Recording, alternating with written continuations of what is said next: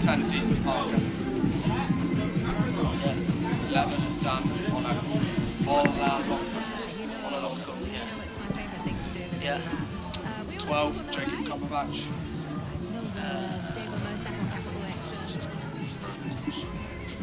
12, yeah. 13 is Jackson Crane. Jackson Crane. 15, yeah. 14 is Preston Zarsky. 14, yeah. 15, Ethan Dalton. Yeah. 16, Brody Alivo.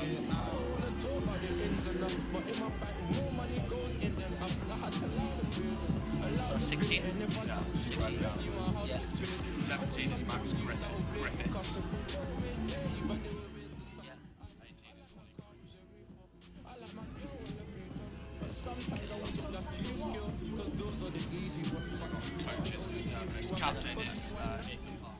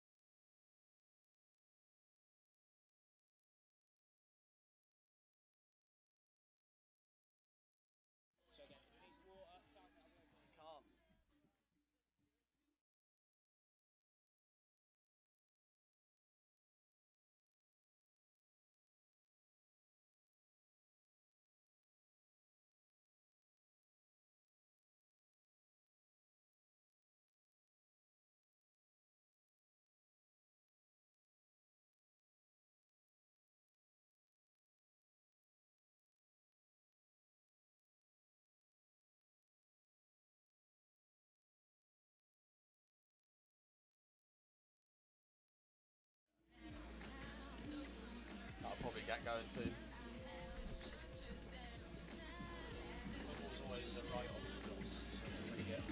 Well, apparently this year they're quite This year's probably the best. yeah, they're quite what's the word? Hopeful. Well, they got promoted and they Worcester got relegated. So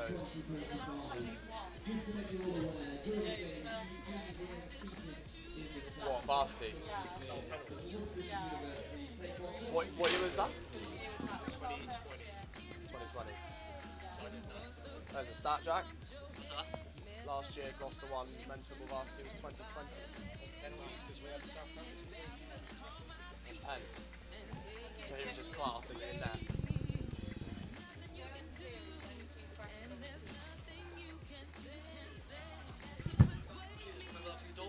Huh? You've not got a pen? Can you write that down? Yeah, no, we remember that. Yeah, all good, yeah. Yeah, I can hear you either.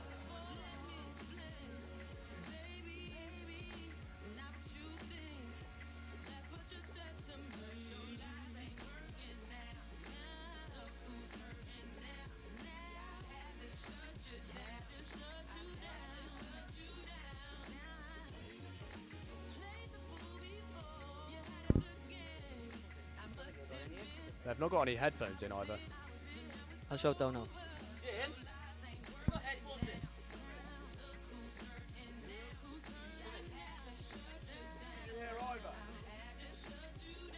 No, nothing on the pitch I'd reported so far.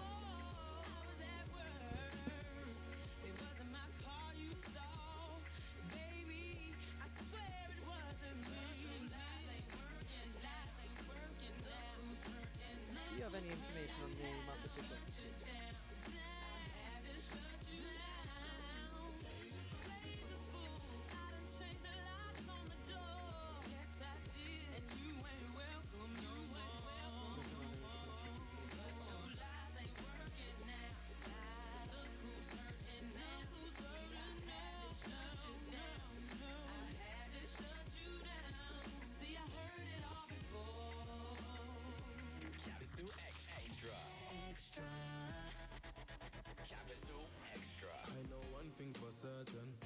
You better keep your eyes peeled, I'm lurking.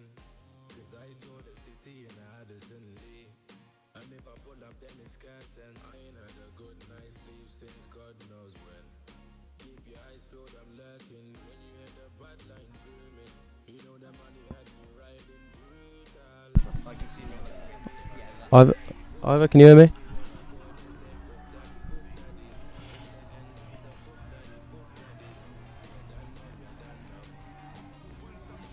The start was a bit rough. I don't know what to say really. Yeah.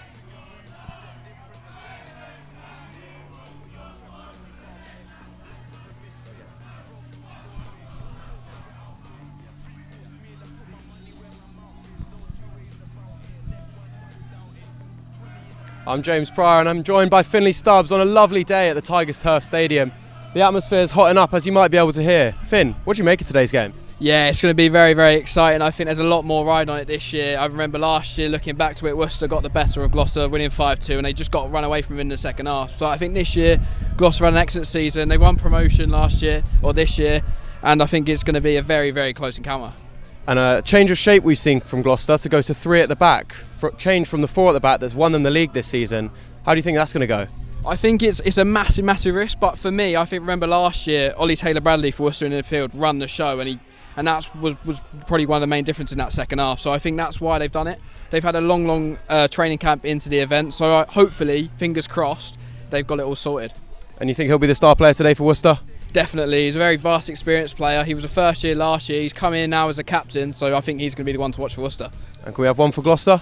Who to start? I think Oakley in midfield. He's had a really good season. First year, fresher. He plays for Cheltenham Saracens as well in the non-league pyramid on Saturday, so he'll be definitely one to watch. Brilliant. And finally, just a score prediction for you. Oh, I'm going to go for a tight one, but it'll be a Gloucester 2-1 win. Brilliant. I'm going to go with 3-1. Back to you in the studio. Varsity coming up in the next few days, and you've had a great season. Yeah, I mean, won the league, undefeated, final year at uni, so can't really complain. It's an unbelievable season from the boys, and yeah, can't wait to get Varsity. Is that right, no? What's been the secret to the success? I think more structure in the way we train, in strength and conditioning training each year. We haven't had that last year. But yeah, structure in the way we train, obviously having the manager, Ivor, he's done an excellent job. Yeah, he's just brought some stability to the squad, and that's really pushed us on. Thank fuck. For those who don't know, Give your arm a break. what does it mean to this union? It means everything. It's almost on par with winning the league. It's a game against our biggest rivals, Worcester. We haven't won in my tenure at uni here, so that's 3 years. I think we haven't won in 4 years, so it's a big rival game. We're at home this year. It's everything to uni and to the club. Is it probably the biggest crowd that you play in as well? What's it like playing in front of a big crowd? Yeah. I mean, obviously it will affect you, but I think because obviously we've got the majority of the people there supporting us, if anything, it will just push us on to get the result. Have you been involved in Varsity before? What's the day like? Yeah, it's a good day. It's full of emotion. Obviously, you're all together as a group. It's also a great laugh, but yeah, I've never been involved in topping it off to a win, so hopefully we can do that this year. And for you, effectively, what would be your last game for the university? What does that mean to you? Yeah, it would it'd mean everything to win that last game for uni and round off a great 3 years. You've developed a bit of a super sub tag as well, coming off the bench and scoring goals. What is it about kind of coming in and making an impact late in games that you're really flourishing in? I mean, it's more as an attacker, it's a lot easier to come off the bench and make a bit of an impact in a game, unless it's a bit of a high intensity game, but a lot of the time it's quite good to come off the bench, fresh legs, and sort of bring something different and create something different for the team. And obviously moving up from the second team to the first team, never expected to get straight in, but yeah, it's been enjoyable to progress with the squad. And obviously with Varsity there's individual points available, but it's a team event as well, and quite often by the time it gets to football and rugby, you've got a real good idea of what the state of play is. Your wins can be really important. Yeah, I mean, I think this is the strongest our society's been for a while. Obviously we've got a lot of strong clubs and societies in the uni, but yeah, I'm really confident that we can get it done. Varsity coming up.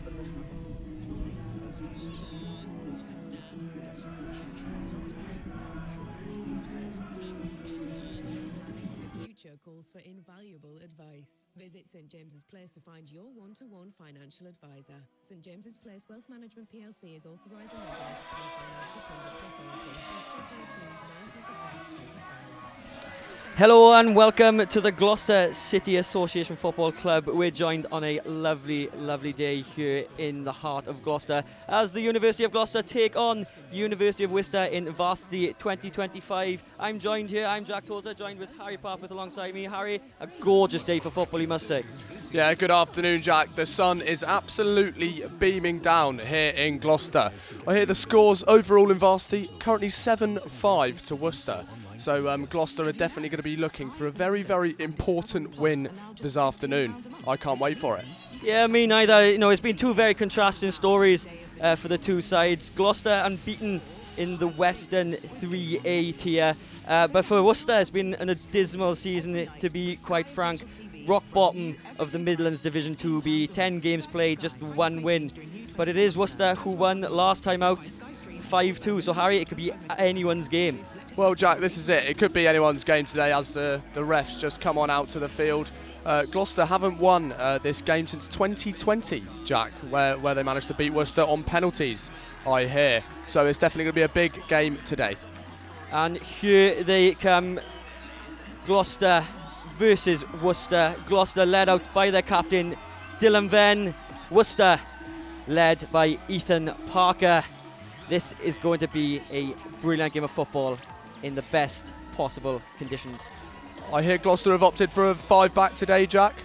Optimising defence against Worcester. That's quite interesting. Yeah, definitely. The Gloucester side is as followed in that 5-3-2 formation. In goals is Dan Smith, right wing back, James Blackman, Ben Brown, Ben Weaver and Dylan Venn are the back three, with Maxon Rhys-Williams at left wing back. In the holding midfield, Henry Danta Welch plays his first varsity, and in midfield join Adam Smith and Oakley James, who are also relative first years. Callum Bridge and Rory Hunt look to lead the line, with Callum Bridge hoping to add to his 7 goals, which is the joint highest in the league table.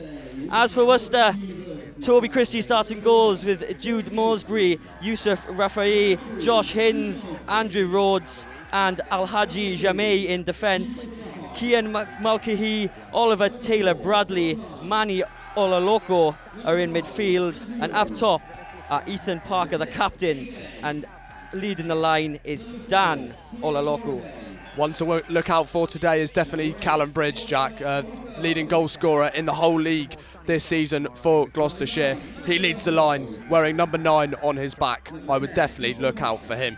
Yeah, well, like you said, Harry, should be a lot of goals here today. You know, for Gloucester, like you said, Callum Bridge is in top form, but you've got to keep an eye on Worcester's number 9 as well, Manny Olaloko. He has scored 5 goals in Worcester's difficult campaign. That's a third of their goals scored all season in the league. So he'll be looking to get on the score sheet, but I think there should be goals all around the park. Well, Jack, as long as there's more goals than the Manchester derby yesterday, I think we'll be in for a better game than that. Well, let's hope so anyway. Yes, let's see. We are looking to get ready on this gorgeous day once more. Both sides looking to swap over, and we'll shortly get underway. It's interesting to see, Jack, that the Gloucester supporters are in a lot more numbers than the Worcester supporters. I know Worcester are making a lot of noise over to our right at the gantry, but Gloucester are here in massive numbers, looking to lead their side to victory. Yeah, well, like you said, Harry, like those two league campaigns may be why these fans are in so many numbers. Unbeaten, they have the chance to go invincible. What a story that would be for some of these men at the end of their university careers. And as for Worcester, a very, very difficult season so far, but it all changes if you win Varsity. Well, some clubs, it's all about Varsity. You know, it's 7-5 so far. It's very tight, but if you're not doing so well in the league for Worcester, they'll be looking all eyes on Varsity today. This is a massive, massive 90 minutes of football here in Gloucestershire. It definitely is. There's lots of noise around the Gloucester City Football Club.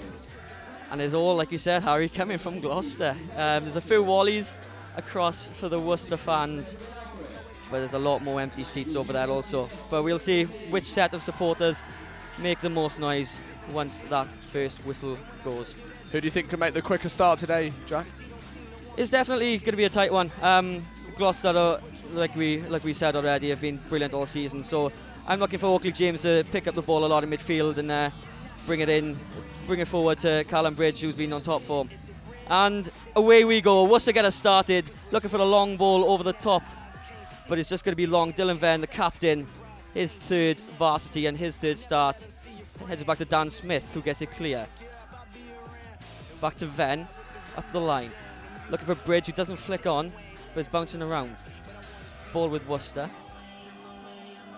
It wasn't great from Worcester there, straight off kick-off, just opting to get the ball straight into the Gloucester defence, and which they could have launched an attack from. Here's Maxon Rhys-Williams looking to play with Oakley James. Good tackle in midfield there, but it is a foul given against Worcester. Yeah, Oakley James just impeded there by the Worcester player in midfield.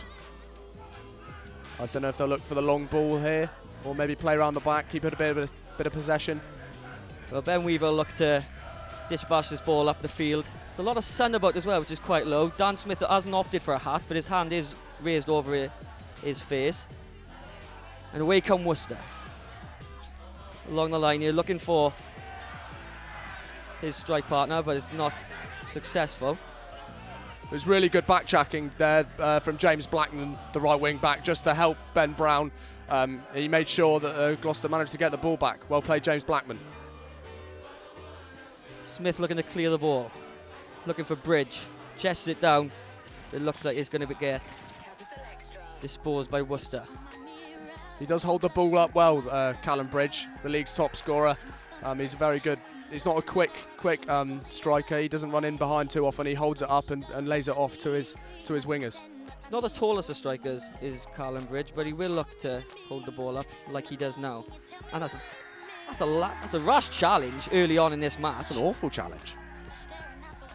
Very rash by the Worcester defender, and Gloucester will have another free kick inside the opening few minutes. Yeah, a bit of a lack of discipline so far from Worcester, Jack, which I'm surprised about. I didn't think that's how they'd come out of the blocks. It's definitely been Gloucester with the early possession, and so far are looking the better side. Looks like Ben Weaver's going to whip one in here. He does indeed. He looked for that long ball, and it comes. Who's going to get a flick on? It comes to Dylan Venn, who flicks it on, but there's no Gloucester attacker on the end of it. And the ball just beats Ben Brown, the big man, to the touchline, but it looks like there's been a Worcester touch on the way, so it will be a Gloucester ball. Maxon Williams is going to take this throw in, and it's known for him to have a long throw in, so this could be as good as a corner or a free kick opportunity, Harry. He's got a wicked long throw, Jack. I know Gloucester have definitely scored some goals from this throw this season. Sometimes, yeah, when you do have a long thrower, it's even as good as a corner. Here it comes in, into the front post, bobbing around. Oakley James finds it on the edge of the box. Can he get himself free? He does. Out to the left-hand side. He's whipped in, it's a poor ball, but it finds Ben Brown. Oh! A first big save goes to Toby Christie, and it was Ben Weaver, the big man in the box, but it was the wrong man, Harry. Well, Jack, what a save that was from Toby Christie, diving to his right-hand side as they come through again here. But here comes Gloucester. Here's Bridge. He chips over the ball. He's back onto his feet, holds it up really well. Looking to get onto his left foot. He's cornered in by the Worcester defenders. Rory Hunt and Callum Bridge are really linking up well in these early stages. But yeah, as you said, it was Ben Weaver to find himself through on goal. It was a bit of a slow shot to the goalkeeper's right-hand side, and Toby Christie did very, very well to dive early and get his hands on it. Well played, Gloucester. Yeah, they've been opened up so far, Worcester. Let's be honest, Gloucester, a team with confidence heading into this one, and they've shown that so far. But the Worcester keeper, Toby Christie, once appeared on Football Manager, and now is playing for his side at Varsity. Wow, what a dream. So it's 0-0 as we carry on. Gloucester advantage so far, but no goal to show for it. Worcester haven't really attacked yet. They're just struggling to keep possession. It's all been Gloucester ball so far, but it's the scoreline that matters, and it's 0-0 so far. Ben Weaver with an early chance, but couldn't quite capitalise. We'll see what happens here from this throw-in for Gloss. Any early battles so far, Harry? Anyone has picked up a bit of interest for you? Not early battles, I wouldn't say, Jack, but the link-up between Callum Bridge and Rory Hunt up top has been very good. And I think that's something that we're going to see a lot of throughout this game. Here come Worcester looking to build an attack, but it is scrappy. But they'll build from the back. A long ball over the top, looking for Olaloko. There's no getting past the height of Ben Brown there, getting his head on the ball and making sure Gloucester keep possession. Well played, Ben Brown. Brown up the line, looking for Bridge once more. Here's Bridge, brings it down into midfield. Out left to Rhys Williams. Rhys Williams beats his man with ease. Great pace. Great pace. Left hand. Oh, it's away by Worcester, but only just. There's a tame effort then in the end by Henry Gunter Welch. Yeah, not a great effort there. I would have liked to see him get the ball at his feet and maybe play it on the right-hand side. I know for a fact James Blackman was asking for the ball there. But again, nice little play from Callum Bridge, just going back to go forwards. And God, we saw that pace of Mascon Rhys Williams at early doors. He's definitely going to be a threat to Worcester's right-hand side. Yeah, Rhys Williams he's been put everywhere so far this season. He's played up top, played on the wing, but left wing back for him today. And he'll definitely be looking to cover some ground on our left-hand side. Ven's calling for on the left-hand side. He gets it. Bit of space for Ven. Let's hope the captain makes an impact in his final game for his uni. I'll tell you what, the Gloucester striker Callum Bridge isn't afraid at all to drop into his own half and get the ball at his feet and just go backwards, forwards. He's definitely turning a lot. We now see him on the right-hand side in a lot of space. But here's Rhys Williams. Look to whip it in with his favoured left foot. He gets past his man. Oh, gets great past another skill. great nutmeg. Rhys Williams! Oh, and it's missed from point blank range. And it's James Blackman with a massive chance to put Gloucester ahead in Varsity. Again, Rhys Williams, he's been a stand-up player so far, but Blackman, he couldn't miss. Well, Jackie just couldn't get just the tip of his toe on it, could he? It was great skill from Mascon Rhys Williams on the left hand of the penalty area. He skipped past two defenders and put in such a good ball, a sweaty ball, as some may say. And James Blackman just couldn't get his right foot on it. Worcester survive. They do indeed. But it's all about who finds the net. It doesn't matter how many chances you get. And Worcester can very easily steal one. As Brown goes to collect the ball off the flick on, takes it back to Smith. Cleared away first time. James with a nice flick on. And Callum Bridge has been caught there in the back of the head. It's quite a nasty one actually. And the referee has rightly blown up for another Gloucester free kick. Yeah, it didn't look too great, that one, Jack. I was just thinking Worcester's right back today is going to have an absolute day at the office. Mascon Rhys Williams. He's already shown so many skills and it's only been 10 minutes in. Yeah, well, Jude Moresbury, he's already wiping some sweat off his brow as Rhys Williams looks to test him early on. Brown looks to find him once more. And he hits the deck before the ball rolls out for a goal kick. Goal kick Worcester, they'll surely be looking to have a bit of possession now. They've let Gloucester have it all, which I'm really surprised at, Jack. I think it's just been a lack of discipline so far from Worcester. A couple silly challenges, ball in the air. Like we said, Gloucester got some very good aerial imposing players such as the two big Bens at the back and Callum Bridge. So that's what Gloucester will look to do. Absolutely. All the noise so far coming from the Gloucester's side of the pitch, that is for sure. Worcester needs something to cheer about. Still 0-0 though, as Worcester look to attack on the right-hand side. Then heads away and opposed, and it's flicked on again. Gloucester looking to win every second ball so far as Rory Hunt goes on the chase. The bouncing ball, Hunt still chasing on, but it's into the grateful hands of Toby Christie. Tell you what, that was very well defended there from Andrew Rhodes. He was very calm on the ball. Rory Hunt was tracking him down, but yeah, as I said, Andrew Rhodes, well played. Brown looking in a tussle there. Here comes James. Onto Adam Smith, and Adam Smith still with the ball. Just looking to calm a bit down. Here's James. He's picking up some good areas. There's a way to Hunt. Oh! It is just wide of the keeper's left-hand side. Oakley James picking up some lovely areas around the Worcester 18-yard box. And now Rory Hunt, in his varsity start, in his 3 years at university, has got a chance of his own. It's tiki-taka from Gloucester, isn't it? Absolute tiki-taka. Henry Danter Welsh also involved in that little attack there. Yeah, Oakley James, a great bit of skill. Lovely little back heel flick on into the feet of Rory Hunt, and he couldn't quite get his first goal in varsity.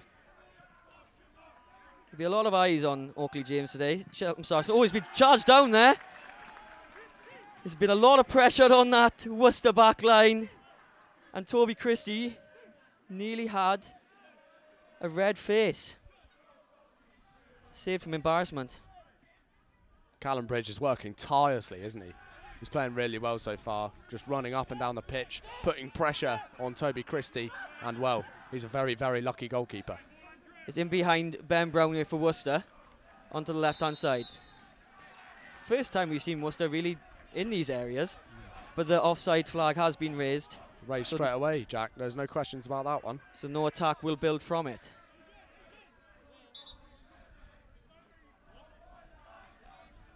Ben Weaver will look to take this free kick once more. I'm guessing aiming for Callum Bridge, who's dropping really deep actually into his own half. It'll go beyond him. Weaver looking for Rhys Williams. Not afraid to drop deep at all. Williams once more. Tries to get it around the defender, but it goes out for a goal kick. That's going to be the battle of the day so far between Rhys Williams and Malmesbury. James Malmesbury, that is, who's playing right back for Worcester. Currently, Rhys Williams has got his shirt, really, but Malmesbury will be looking to make sure and defend the Welshman on the left wing. Who wants to come once more? They're looking to play from the back and drive through the middle of the park, but they're unlucky so far, as it still remains 0-0. Good little turn in there from Mali Olokolo.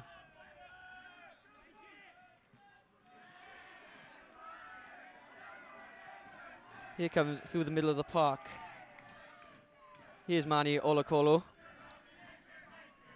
Yeah, we saw a lovely little turn just in the midfield there from Ethan Parker as Mani Olokolo gets the ball into the Gloss penalty box.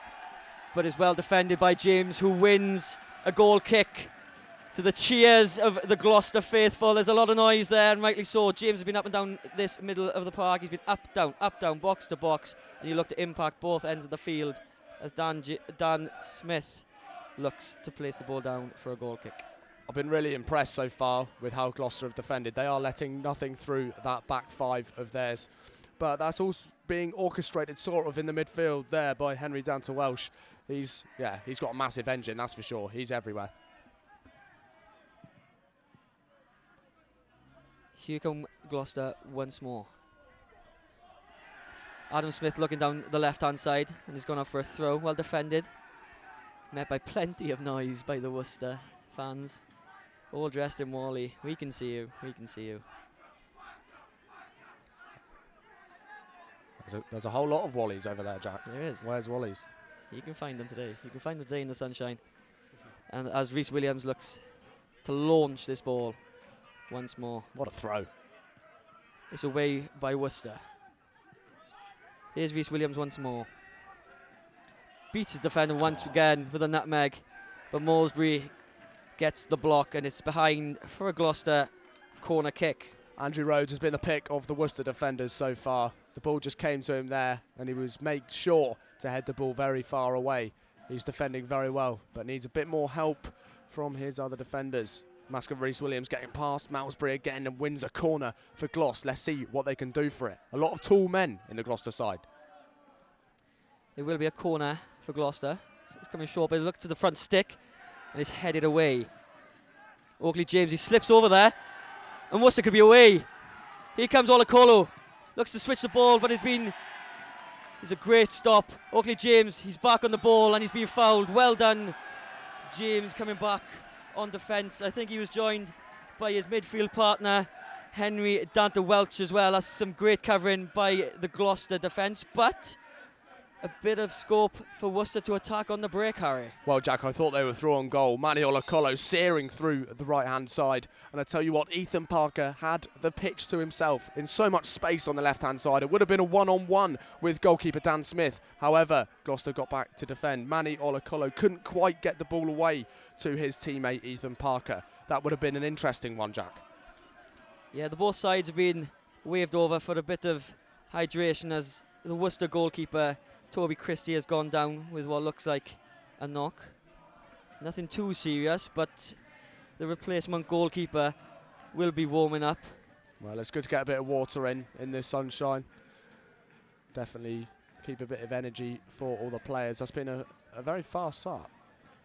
Has indeed. It's still 0-0 though. Plenty of football left to play. But like you said, Harry, Gloucester have had the lion's share of possession, but Worcester, all it takes is for one break and they could have been away with Olakolu and Parker. 100% that. Worcester are going to be a counter-attacking side if we see more of the same today. Toby Olakolo, Manny Olakolo, sorry, looked very dangerous going down that right-hand side. And if they can keep counter-attacking, you never know, they might get that goal that they have been waiting for. Yeah, there's been the clear-cut chances have gone Gloucester's way. We've had the one from Callum Bridge and Ben Weaver. The biggest one, though, has got to go to James Blackman at point-blank range. Yeah, James Blackman, he just needed another yard, didn't he? Just another yard, a bit of a dive before, and he would have been in.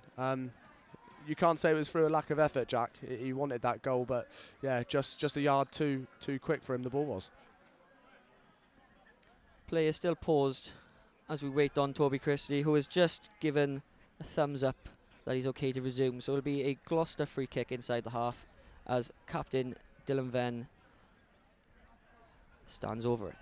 It's great to see all the fans enjoying themselves over this Varsity week, Jack. You know, everyone getting out of uni, getting in the sunshine, watching some really high quality sport. We've seen it all week. It started last Wednesday in the Gloucestershire Arena, and then on to Friday where the rugby was played, and now today in the sunshine of Gloucester. Exactly. It does help when the sun is out and the players can show their best stuff rather than tamping down in the rain, Harry. Exactly that, and as we mentioned previously, currently 7-5 to Worcester overall in Varsity. Here come Gloucester. Here's Bridge looking to beat this man 1-2. He comes back to Bridge. Bridge will play into the area. It's to Hunt. Still Hunt. Bodies around him. He looks to shoot with his left foot. Here comes James. He gets pushed outside the area. There's a big tussle, and away come Worcester.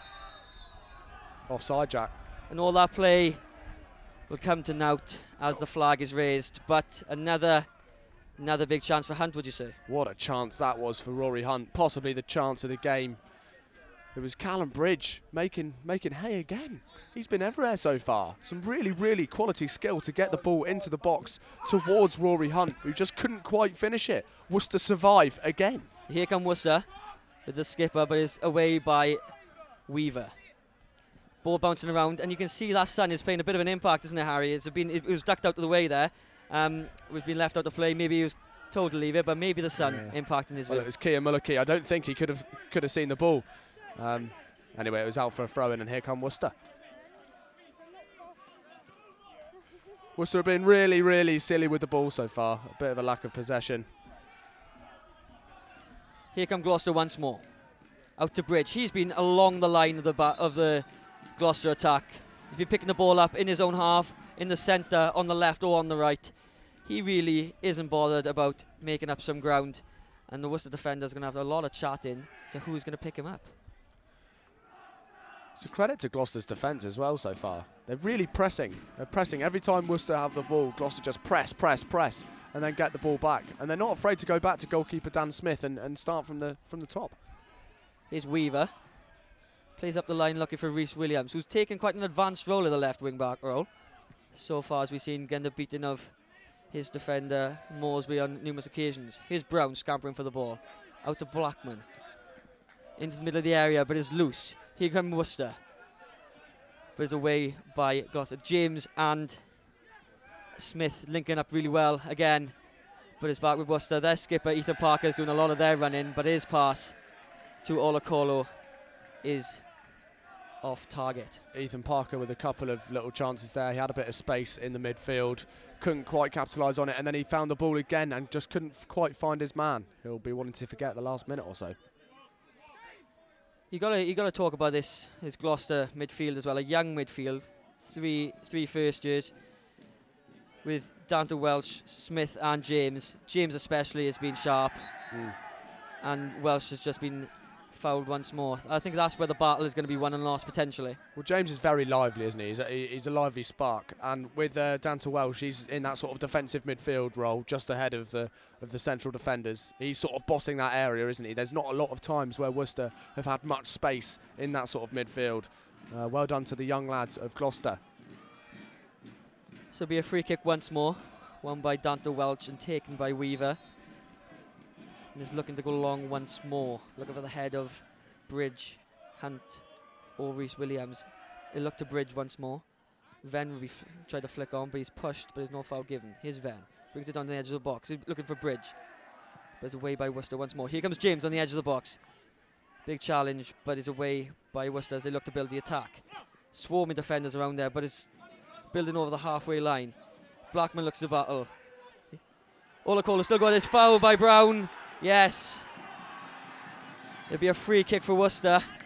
Ben Brown, plenty of complaints from him, but the referee stern with his decision. Well, he is complaining to the referee, Jack, but I think it's unjust. There's no way Ben Brown got the ball there. He did just clip Dan Olakolo. And it's going to be a free kick for Worcester in a really, really strong position just to the left side of the goal. Just a word, Jack, on Andrew Rhodes. How solid has he been so far? Just in the central defence for Worcester. Yeah, he has been sharp. He's got a lot of things to contend with so far with this lively Gloucester attack. But all eyes will be on this Worcester free kick. There's plenty of candidates around the ball. We have the likes of Al-Haji Jameh, who's got a wonderful left foot, and the two Olakolos, who are both interested. It's a very tall Gloucester wall, though, Jack. He's going to do well to get up and down. Here's Olakolo with his right foot. Oh, it's tipped over the bar, flicked on by James, and it gave keeper Smith a little bit to think about, but it's over the bar, nice and easy. Tell you what, it was a bit of a trailing foot from Oakley James. That ball could have really gone anywhere towards the Gloucester goal. It was not a bad effort at all, was it, from Dal Olakolo? So it'll be a Worcester corner there, first of the match, as they look to build some pressure onto Gloucester. Into the box, here comes Jameh, left-footed, but Smith collects easily at the front stick, and he overhead throws looking for James, and Gloucester look to attack. Here's James. That's commanding goalkeeping work there from Dan Smith. Blackman on the right-hand side. He's looking up. He's got three bodies to look for, but he goes back inside to James. Back to Brown. Down to Welsh. To James. And just settling down with Weaver in the heart of defence. Down to Welsh. Yeah, on to Williams. Looking for Hunt, he finds him. Hunt over the top. Here comes Bridge. Flicks it over the keeper, and it's a goal! What a finish by Callum Bridge. His 8th goal of the season. Flicked on by Rory Hunt, and Gloucester take the lead. Well, the Gloucestershire fans go absolutely crazy. It's a great ball from Rory Hunt, and Callum Bridge with the cheekiest of little dinks over the Worcestershire goalkeeper. What a goal from Callum Bridge to make it Gloucester 1, Worcester 0. Rightly so, rightly so. Callum Bridge, as we said previously, he's been lively all game so far. And there's the long balls, you know, a bit of tiki-taka, but a flick on by Rory Hunt and Callum Bridge, no doubt, with his right-footed effort over the top of Toby Christie, as Gloucester look to settle their score, their first varsity win in 5 years. Well, he's been a goal scorer. He's been prolific all season long, Jack, and he'll be so happy to get his first goal at Varsity. Well done, Callum Bridge. You are a goal scorer at Varsity 2025. And as we expected, the first team to score would attract the loudest fans, and those Gloucester fans are making a lot of noise. But it hasn't quite silenced the Worcester faithful. They're going to keep behind their side, as most of the Wallies are now situated behind goalkeeper Toby Christie as they build on the attack. Out to the left-hand side, here's Jimmy. Left-footed into the box, flicked on by Weaver, and no Worcester attackers could get on the end of it. It's going to be a tough gig if you're going to be trying to beat those men in the air. You got Venn, Weaver and Brown, all much over 6 foot, Harry. I was just thinking, Jack, that Gloucestershire goal, it might have woken Worcester up a bit. Maybe that's something what they needed, because they came on the attack straight away just then. I was thinking it was a good ball in on the left-hand side from Alagi Jamé. So maybe that goal can wake Worcester up. So it's 1-0 to Gloucester as Worcester look to play out from the back, and they only created problems for themselves, as it's putted away aimlessly, you'd say, as Brown is able to retrieve the ball with ease. Here's Venn, who looks to play back to his keeper Smith.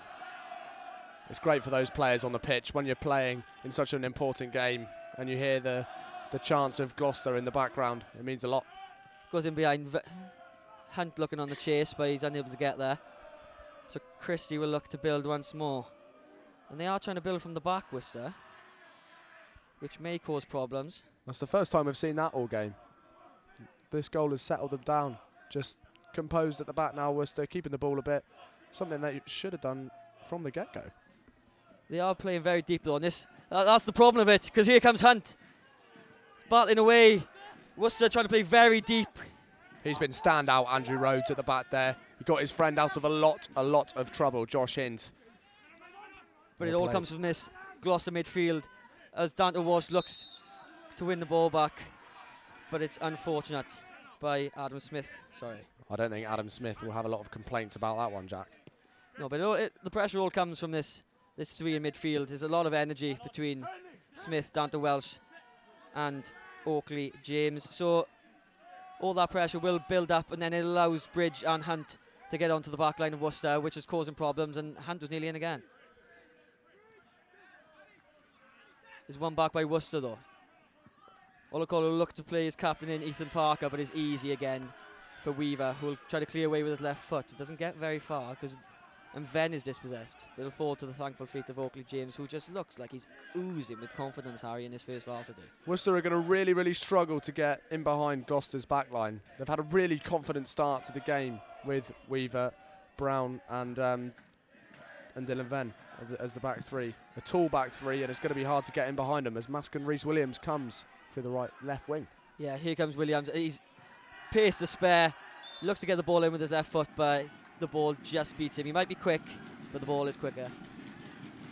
Well, I know the Worcester faithful, all in Where's Wally outfits, they wanted that decision to go their way, and it is, in fact, a goal kick. So Christie will look to play out once more. Look how deep these Worcester defenders are, almost on their byline.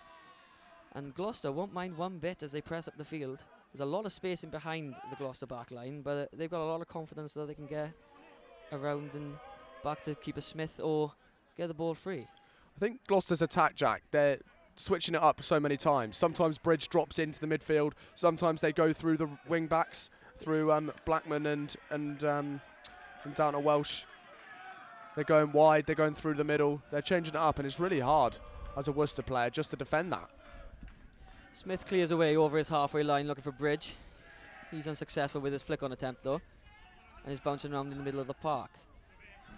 Worcester looking to pick up the ball a bit more. I think Gloucester are happy to keep on the defensive as Ben looks to flick away again. Here's Parker. And Brown's looking to switch the ball to Rees-Williams, who wasn't really expecting the ball, but he'll have it anyway. No, it's well played from Ben Brown. James in the middle of the park, man on calls, but he keeps the ball well. and he is magic on the ball so far. As Olakolo goes in, and it is a foul. That's a good battle as well. The two number 10s in the middle of the park. It's Harry. a very good battle. I was just thinking there. I'm really surprised at Oakley James how agile he is. He's so agile and so flexible. He just drops a shoulder, dips in and out, and gets around his opposite man. A great battle in midfield.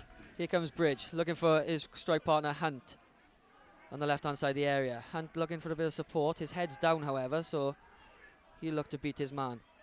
2 on him. Back it goes to Williams. He's dispossessed, will go for a throw-in, which he won't mind one bit. There wasn't that much movement in the Worcester box there from the Gloucestershire attackers. Rory Hunt, he needed a bit of help over on that left-hand side. Couldn't quite get the ball in for someone like the likes of Callum Bridge, the first goal scorer, to get on the end of. Here comes James once more, and he's picking up the ball constantly, working between defence and attack. As Weaver plays across to his fellow Ben, Brown. Brown across the park to his skipper, Venn. There's 2 big Bens in that back line, you've got to say, Harry. And if Worcester are going to try and break that defence, you wouldn't think it'd be in the air at all. Well, you wouldn't think it would be from a corner or anything, would you? Certainly not. I'm surprised that I say surprised, I shouldn't be surprised, but the standard of the match so far has been absolutely fabulous. The 2 uni sides, the standard is really quality. Yeah, it's been a tight account as well. Despite the 2 different seasons, these sides are, as we'd expect, of similar qualities. Well, as tight as ever, Gloucestershire hunting their first varsity win in men's football since 2020, and Worcester looking to retain their crown of varsity winners overall last year and in men's football, so they'll be looking to keep that. Yeah, we mustn't forget that it was 2-2 heading into half-time last year, and then Worcester went on to win 5-2, so Worcester won't be too concerned if they went behind or level at the break, as they look to play out once more. The battle in midfield is immense so far by Gloucester, but it's lost by Blackman as Jamais plays back into defence, and now he's in the heart of the Worcester midfield. Drifting away, here comes Taylor Bradley. Oh, what a challenge. It's a great challenge there by Adam Smith. He's been brilliant so far, but he's dispossessed again by Jamais. Here comes Parker looking to beat Brown. Right-footed effort, but it's blocked by Brown. Those long limbs getting in the way of a strike or potentially a cross, looking for a Worcester attacker. Here's Parker once more into Olakolo. He's dispossessed by Weaver, and James calmly back to his keeper Smith. It was a great challenge in midfield there from Adam Smith. Just came from the behind and managed to slide in, and he definitely won the ball. Ref saw no issues with the challenge. Well played, Adam Smith. So Jamais is going to take this throw in just below us in the gantry position. Here's Jamais. Not a lot of movement, but Olakolu offers himself. He's looking for his skipper, Ethan Parker, but he wasn't anywhere near interested in a ball behind. It seems to think, Harry, that this Gloucester attack is far more gelled together than the Worcester one. Absolutely. All of the attack from Worcester seems to be coming down the same side at the moment. It's down this left-hand side with Jamais. And to be honest, Ben Brown has had all the answers so far. With the help of James Blackman, they've sort of impeded Worcester's attack. And this is they need to spread the ball out a bit more. Pass it around the back, get down the right-hand side, and maybe you can penetrate this Worcester defence. Bridge is found by James as he looks down the right-hand touchline, but he's run out of room, and it will go out for a throw-in to Worcester. It's interesting to see those wing-backs. They push in very high forward. So when Weaver and Brown and Venn pick up the ball deep in the Gloucester half, they're almost looking at a front 4 with Williams and Blackman joining the 2 strikers. So that's why the Worcester defenders are struggling, because ball in the air, they're man for man almost. Yeah, well, a lot of the attack has come through the wing-backs of Gloucestershire so far. Mascon Reese-Williams on that left-hand side with all of his pace. James Blackman on this right-hand side. It's working very well. And to link that all together, you've got the Cheltenham Saracens man, Oakley James, who has been up there with one of the best players on the park so far. Yeah, I totally agree with that, if not the best. The next best would probably be that man who heads it away there, Brown. As Welsh looks to battle with Olakolo. And he's just impedes there. It's a definite free kick, and the referee will have a word and look to reach for his pocket, will he? Yes, he will. That's the first yellow card of the game, and it will go to Henry down to Welch, which has been unlike the Gloucester midfield actually so far, because they've been really calm on the ball so far and easily dispossessing the Worcester attack. But a foul, one foul, one yellow card for Welch. Yeah, that's a shame for Dante Welsh. It's been really good so far, bossing that midfield of the park. But it was just a really clumsy challenge.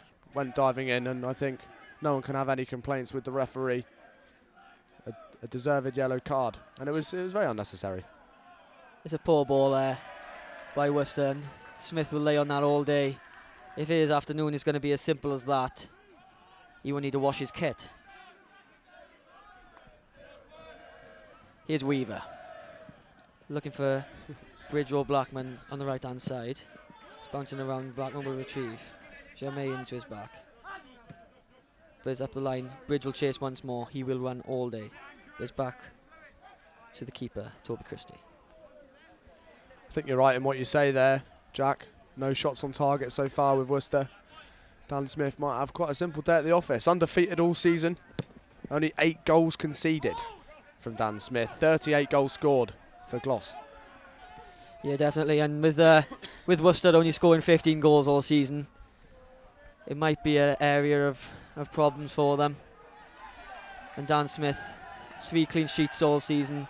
That's the top in the Western Tier 3A. As Gloucester go to attack once more. Here's Hunt onto his left foot, looking to beat his man. More Worcester defenders in the way. Here's James, plays it on to Welch.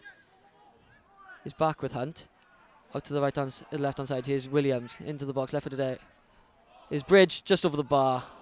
Bit of a tame header in truth, and the keeper Christie can watch that with ease over his bar. It's really patient build up from Gloss, isn't it? Just working that ball, making sure that they don't take any rash shots, getting it into Mascon Rees-Williams' feet and letting him whip a ball in. Callum Bridge, bit of a poor header that time, bit of a loopy header, and Toby Christie was very thankful to see it go over his bar.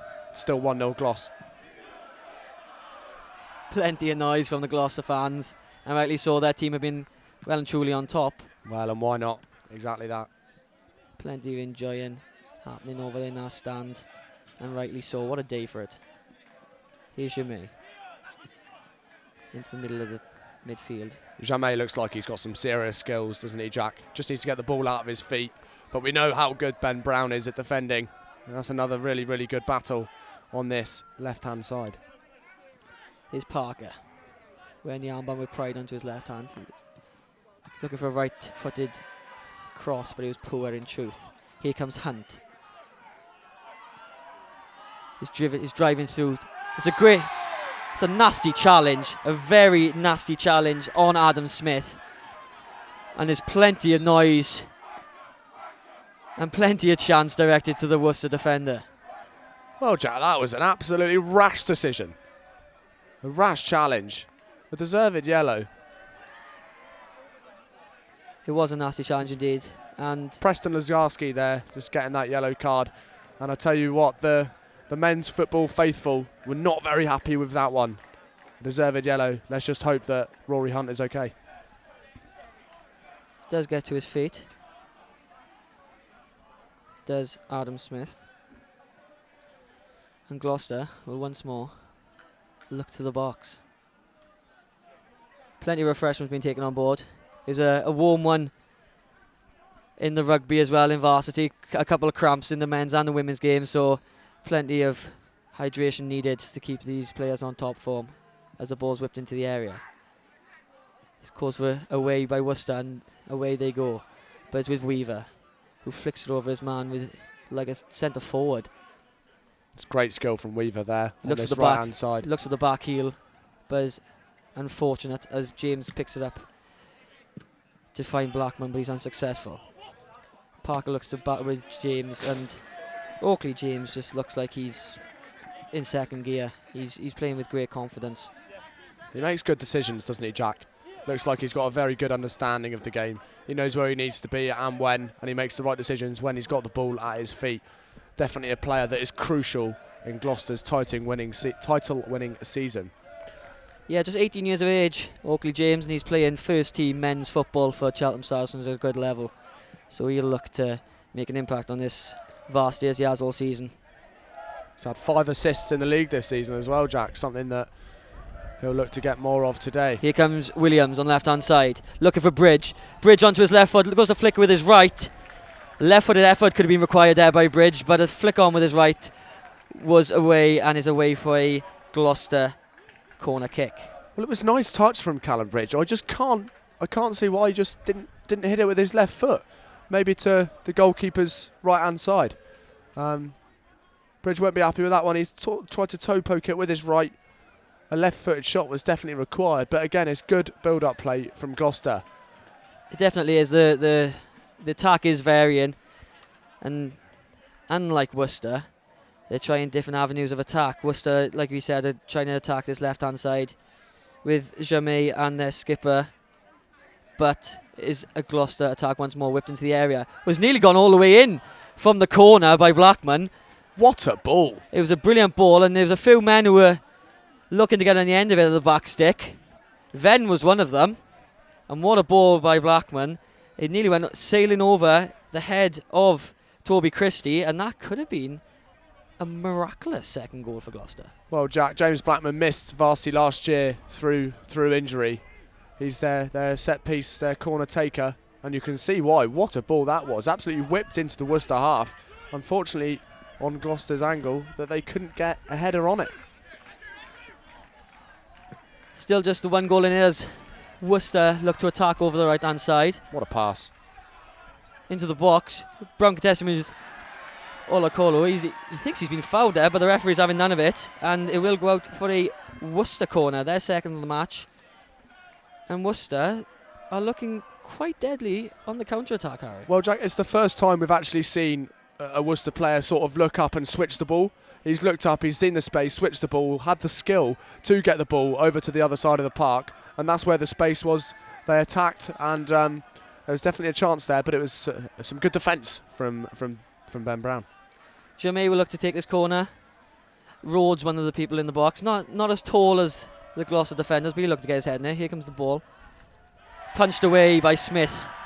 Commanding goalkeeper by the Gloucester number 1. As Gloucester look to get away. Unfortunate by Bridge, who hits the back of his head. And he has a 1-2. Still Bridge. Back to James. James. Edge of the area, but that left-footed effort is far from his intended target. Oakley James will want to forget about that one in a hurry. An awful effort there from him, who's been a very lively spark so far in this first half. What commanding goalkeeping we just saw there from Dan Smith. Punched that ball away like it was no one's business. And now Worcester are back in their own half, coming forward now.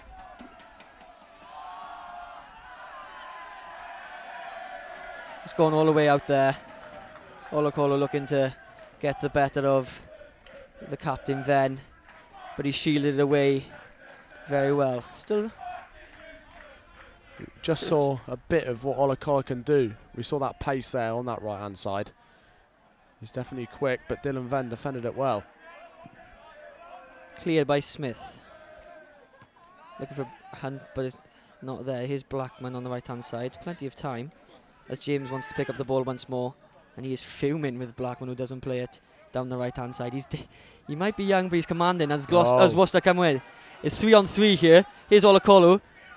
He can't find his brother though, as Weaver gets it away, and the captain Ethan Parker will be fuming that he hasn't had the ball there. That's twice now that he's in acres of space.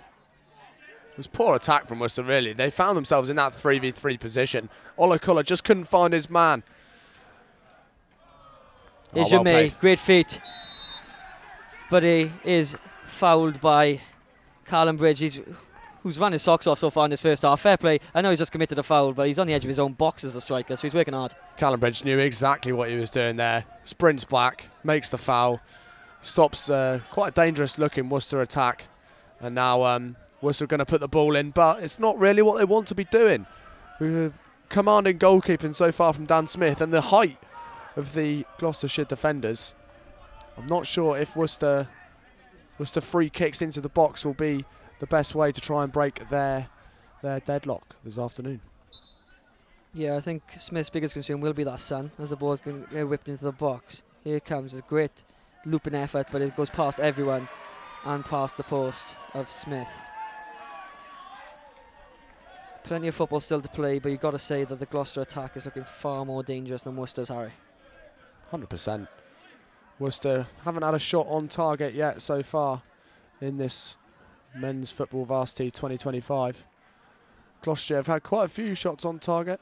Well, I think it's the 2 or the 3. I know definitely 2 from Callum Bridge, who scored that goal within the first 15 minutes. Little flick over goalkeeper Toby Christie's head. But he'll be looking for more. He'll be searching for more. Yeah, just Bridges' goal that separates the two sides as Worcester bring it down and look to play in behind Olakolo running onto it. But these Gloucester defenders, Weaver and Brown, confident so far, but it's definitely in behind where Worcester are looking to run onto. Plenty of pace in that attacking line. I'm very impressed with those defenders so far.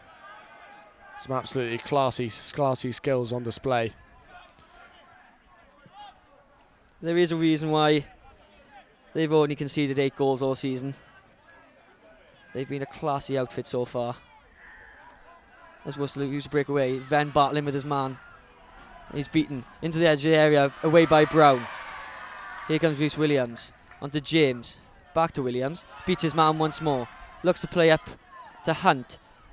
Hunt will battle hard, but it goes out for a throw-in on the left-hand side. It's promising from Worcester that. The captain, Ethan Parker, getting dribbled past through the right-hand side into the box, tries to find the striker there, Olakolo, but couldn't quite find his man, and Worcester have another bit of possession dealt with by the Gloucester defenders. It was Ben Brown clearing the ball there that time. But if it's not him, it's Weaver or it's Venn. Yes, there's plenty of leaders on that field. You can see, even though in defence there's a lot of talk, there's a bit of a spat there between Weaver and Olakolo, but it looks like they're laughing it off. The Gloucester fans, less than impressed. Weaver a goal scorer as well, Jack. Scored 3 in his last 2 games for the club. Yeah, there's been goals all over the park for Gloucester. Venn, he's the designated penalty taker, so it doesn't matter where the goals will come from. All that matters is that they do come. Here's Brown, looking to get it away. The only outfield player playing today that hasn't scored a goal all season. So he'll look to maybe get a goal to end that drought. I think he's the sort of defender who would rather a clean sheet than a goal, Jack. Most definitely. And he's going the right way about it so far. Here's your May. Brown again. He's cutting all those passing lanes as he releases James. Honda down to Welsh, and Venn picks the ball up. His spatial awareness, Jack, is class. Absolutely class from Oakley James. His spatial awareness. He turns outside his opposite man, Manny Olakolo. As the half-time whistle goes, it is just the one goal that separates the two sides as Callum Bridge flicked it cheekily over the goalkeeper. But it has been a lot of Gloucester attacking and a lot of Worcester defending. A few chances, Rory Hunt and another Callum Bridge chance, but it's just the one goal to separate the two sides. It is Gloucester 1, Worcester 0. So Harry, you know, plenty of chances for Gloucester, but just the one goal. They go into half-time ahead of Worcester. Do you think they'll be disappointed that it's not more than one? I don't think they'll be disappointed at all, Jack, because they're playing some really, really good football. And that's obvious. We can see that from up here. But it could definitely be 2-0. It was Rory Hunt who had the chance, didn't he? It was a Maskin Rhys Williams cross from the left-hand side. And it just dribbled in front of Rory Hunt's foot. But they won't be disappointed at all, I don't think. Callum Bridge, he opened the scoring with that lovely little dink, Jack. He'll be definitely a happy man. And there's plenty of happy faces in that crowd too, as Gloucester hope to get their first varsity in 5 years. As we look pitch side with Finley Stubbs. What was your first question? And thank you very much, Jack. It is half-time here in University of Gloucestershire, currently lead 1-0 against the University of Worcester. Alongside me is men's football player Jasper Hudson, unfortunately not involved today. But Jasper, what are your thoughts on the game so far? Yeah, they've dominated possession. Worcester have really struggled to attack and create anything really, so I think they'll be happy with that, but they'll be disappointed. There's a few more goals in that first half for them. And then currently in the change room, the half-time conversations are going on inside the dressing room. What would you be saying to the players? I don't think there's anything particular. You'd say it's very much keep it the same. You've done what you need to do. You're in the lead. You just need to keep defending the way you are. They're really struggling to create. So as long as you take a few more of your chances, you'll be all right in the second half. And how do you see the second half going?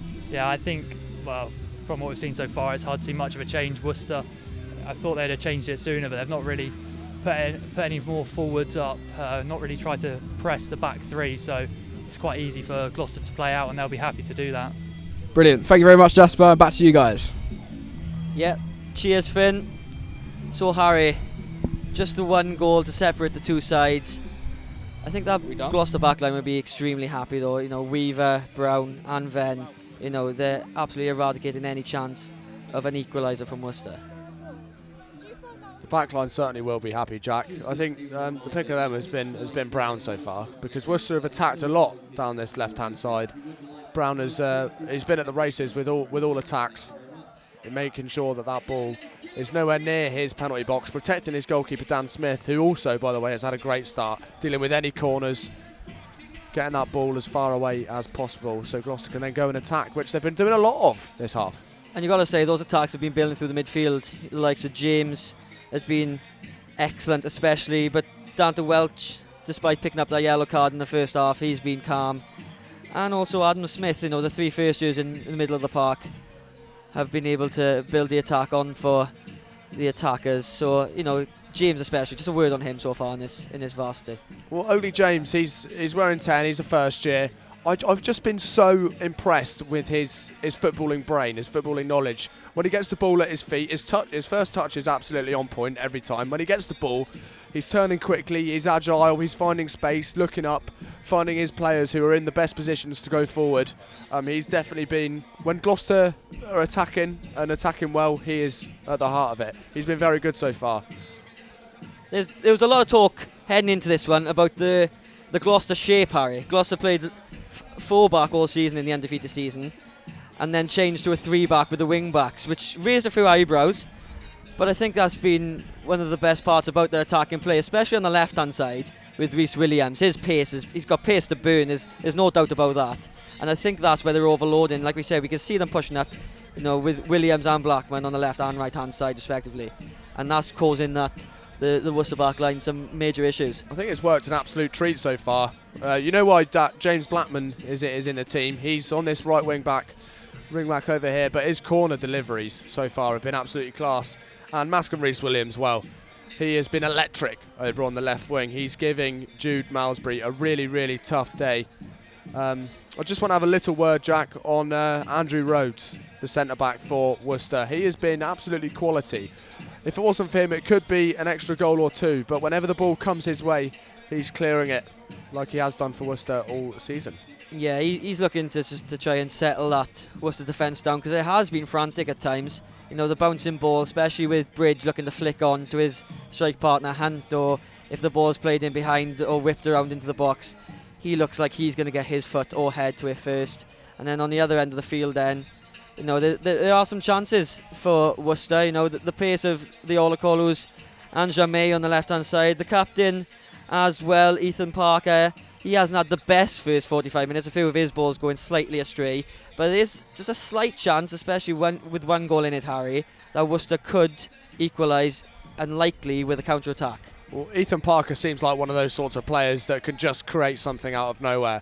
He's not had, as you said, not the best start to the first half. A few balls just not quite going where he wants them to go.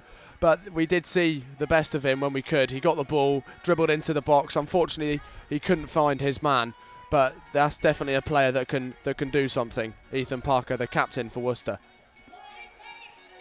There's a few substitutes lingering about in front of us, Harry. Would you say it would be a rash decision from Worcester to potentially change something up so far? A bit one-dimensional in attack, a bit predictable on our left-hand side? Maybe a bit. I don't think they'll change anything at half-time. I think we could maybe see the likes of Max Griffiths or Brody Alabo maybe about 10 minutes into the first half. But not quite yet. I think you've got to let the boys play for the first bit of this second half. You know, let the boys get there and play a bit, and we'll see what the boys from Worcester could do to try and break their deadlock. Yes, exactly. There's plenty of fun being had in the crowd here on this glorious day at Gloucester City. Plenty of music around. Fans enjoy themselves, and rightly so. Not a cloud in the Gloucestershire sky.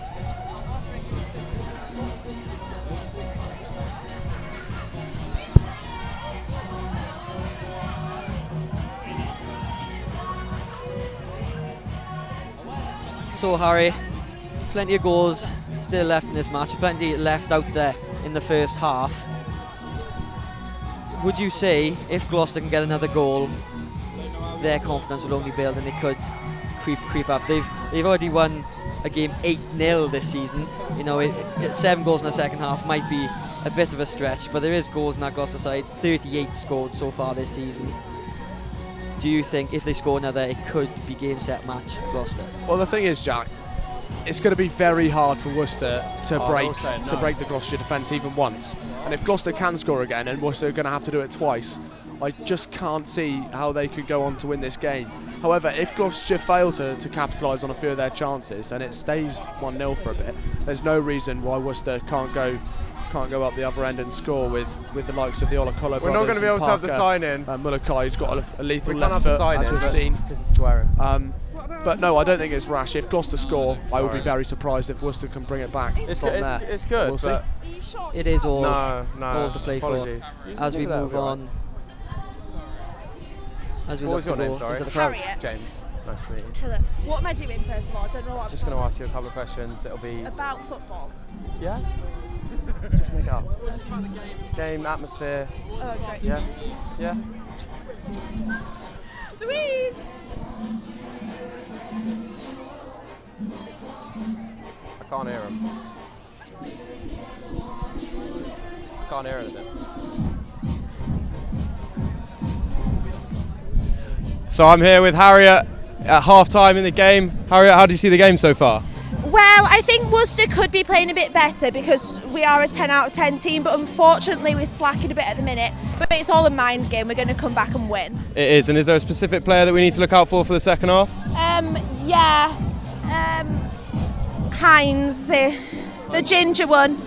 Okay. He's sick. He's really good. Right. And we can see a lot of Worcester fans dressed up as Where's Wally. Tell me the story behind that. I don't know the story behind it. Why not? So we've got Where's Wally and Oompa Loompas, and it's just part of the fun, isn't it, really? Brilliant. And what does Varsity mean to you? Varsity is the best time of the year. It's the best week. Everybody comes together and has a great time, and you just have unreal drinks. Are you allowed to say that?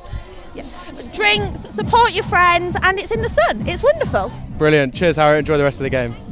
Thank you. Why did you ask me questions I don't know? Honestly, you're throwing me under. Just cut that bit out. Yeah. It wasn't live. Thank you very much for that, James Pryor.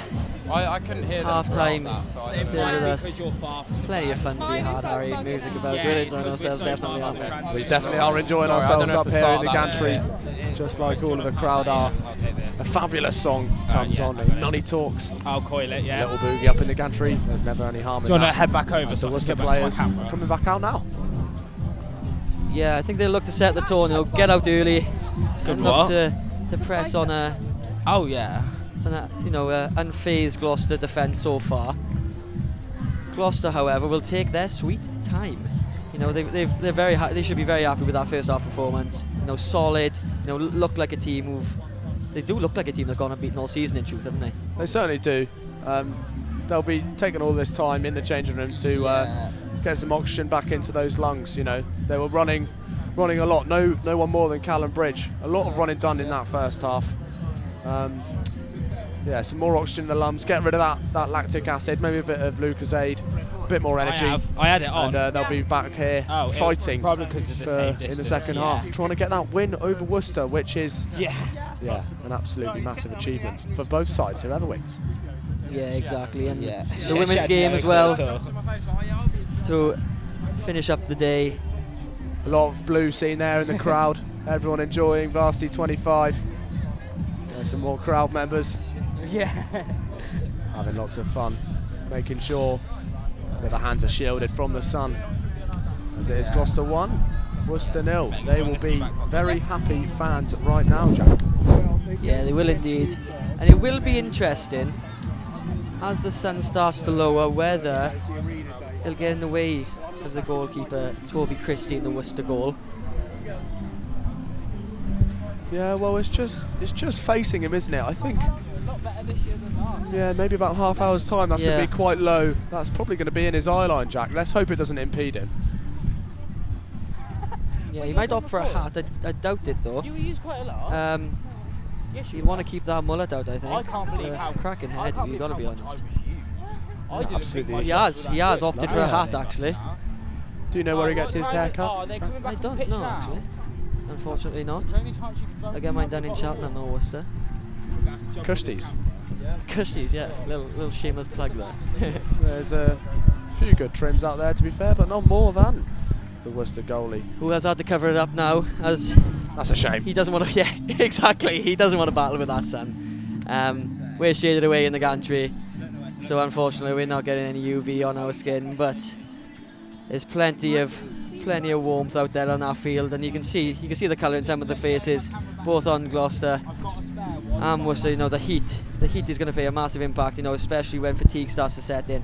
Sources telling us, Jack, that the Worcester goalkeeper Toby Christie, wearing a hat on now, but he's once appeared on Football Manager. Yeah, said that in the first half. Yeah, he's got a wealth of experience. There's a lot of experience around that Worcester team, you know, and they look to use that experience in the second half. There's been a few appearances in none other than the FA Cup as well. You've got Cian Mulcahy in the middle of the park. He scored a penalty at the Cop end at Anfield. Wow. So there's some big moments. There's some scope for players to really make an impact. You know, Varsity a big stage, but you know, when you got the likes of scorers at Anfield, you got Oliver Taylor-Bradley also in the middle of the park, who's played at the Etihad Stadium, the home of Manchester City. So although they're not as big as Varsity and Gloucester City, I was going to say, Jack, this is a bigger occasion. Yes, exactly. Surely. Exactly. This is where it counts. Who wants to go to the Etihad? No goal scored yesterday in the Manchester derby.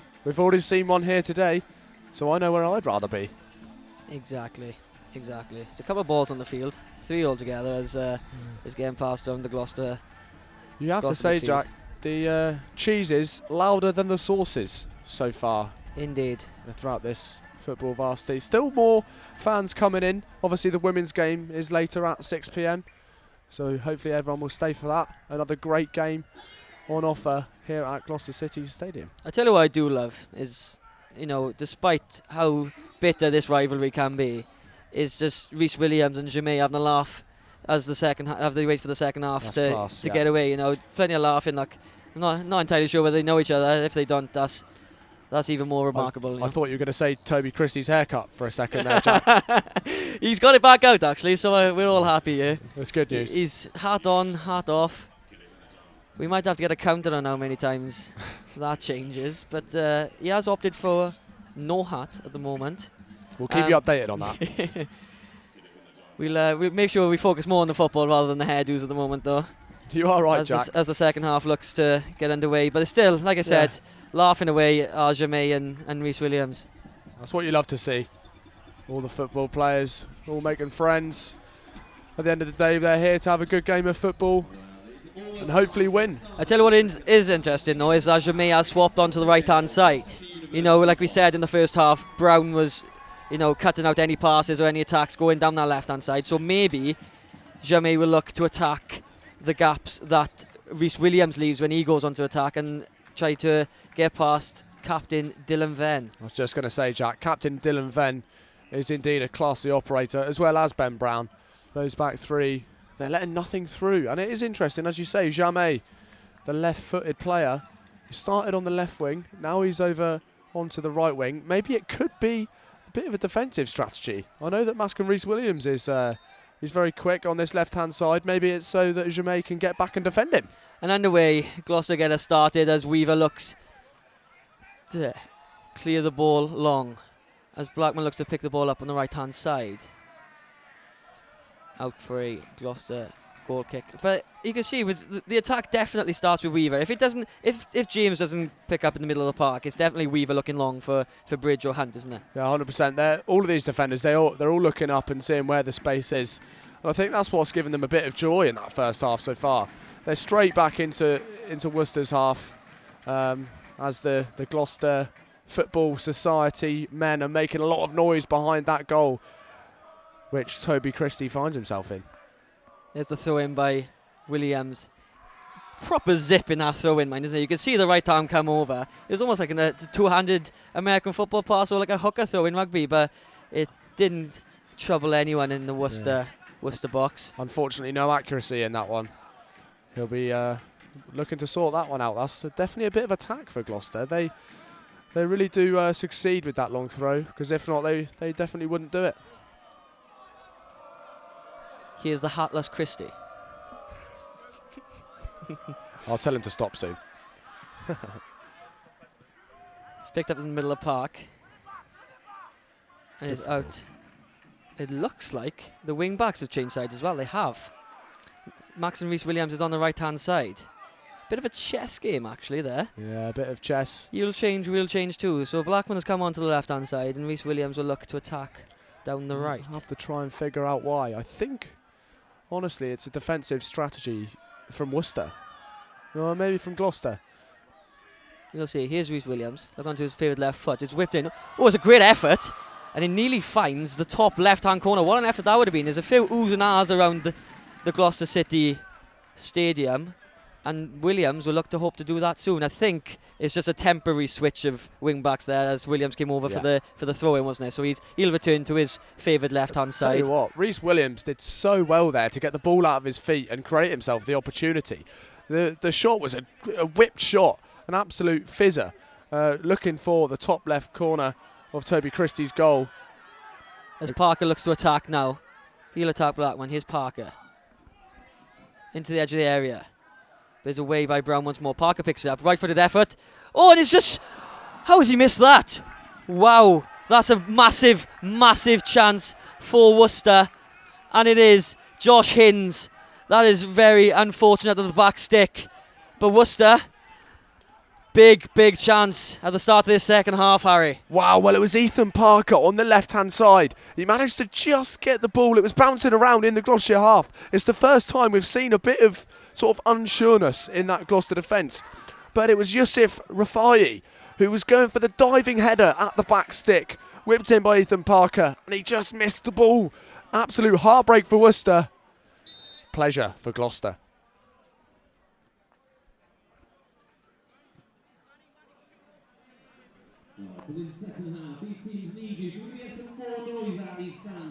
There's plenty of encouragement being urged around the Gloucester City Stadium as the announcer asks for a bit more noise.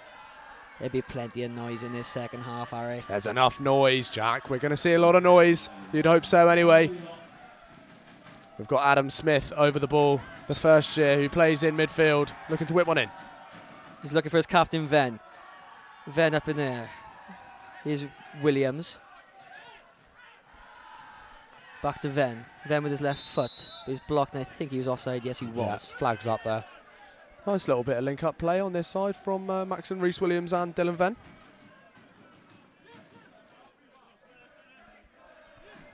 So still just the one goal between Gloucester, but definitely a big, big chance for Worcester. That's their first massive chance of the day, Harry. And a scare like that might have to wake up Gloucester to maybe get their second goal. As Worcester head back on the attack with Olakolu. He's back to Jamais, who dummies it, but he's just not on the same wavelength as his teammates. It's just a tad bit of misunderstanding there from Olakolu, and I think it was Sian McCallie. Yeah, a bit of misunderstanding from Worcester. if you're Worcester now, you've got to be thinking, how can I get in the right position to go and attack? You can't sit back and defend this game. You've got to go and attack Gloucester's defenders like they did about 5 minutes ago. But here comes Gloucester, and Blackman gets the ball. He beats his man. He looks to the byline. He whips it across. Was he impeded? He was not, says the referee. No penalty. And Chris, you're looking to get it away. Penalty, Harry? No, not for me, Jack. There was a bit of a penalty shout, but I don't think it was. I think he went down a bit too easy. Here's Rhys Williams. Gorgeous touch with his right foot as he finds Hunt. Here's Hunt. Looks to beat his man, and he does. Still a bit of a battle. Here's James. Picking up in the dangerous area. Looks to play through with his right-footed effort. It's a great save. Great save by Toby Christie down to his right. And it just seems like there's just a lot more energy in that Gloucester attack, especially with Hunt, going to retrieve the ball. Worcester just look a couple seconds behind Harry. Hunt did so well there to keep the ball. He had two Worcester defenders on him. He managed to pass it on to Oakley James. Probably first half man of the match. Oakley James has a massive strike towards the goal of Toby Christie. Christie was up to it though. I'd say quite an easy save.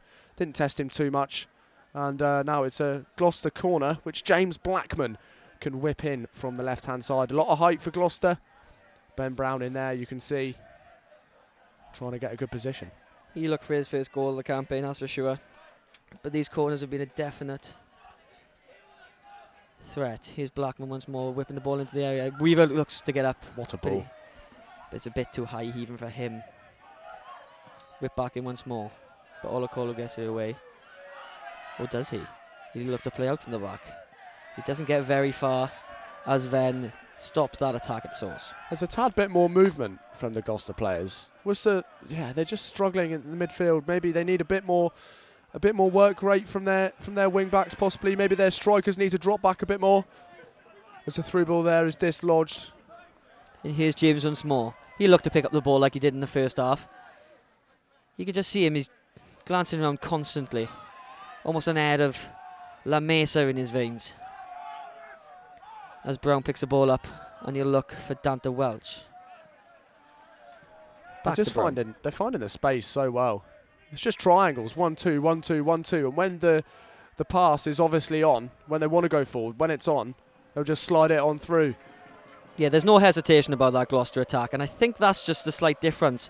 Just a bit disjointedness from Worcester, as we've seen a few times when Jamay tried to jump over the ball and his midfielder partner wasn't on the same wavelength.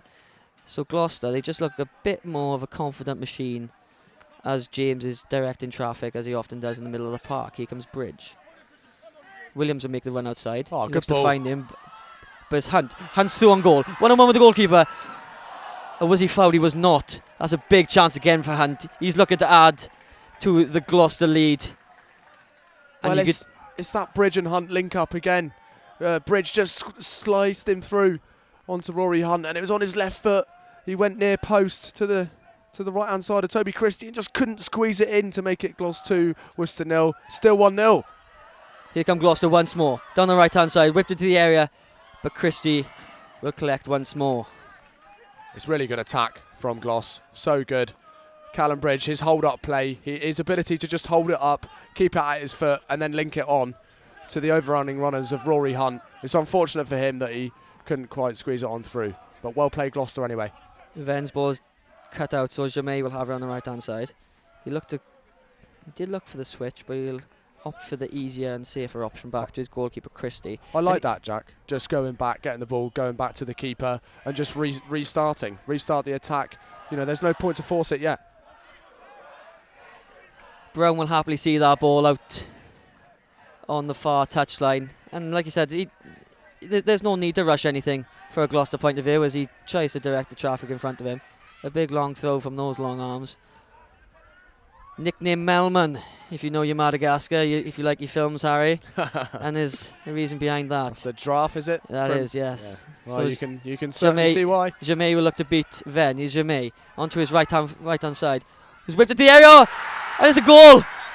Worcester have equalised, and against the run of play, Worcester, with their captain Ethan Parker, absolute limbs in the stands.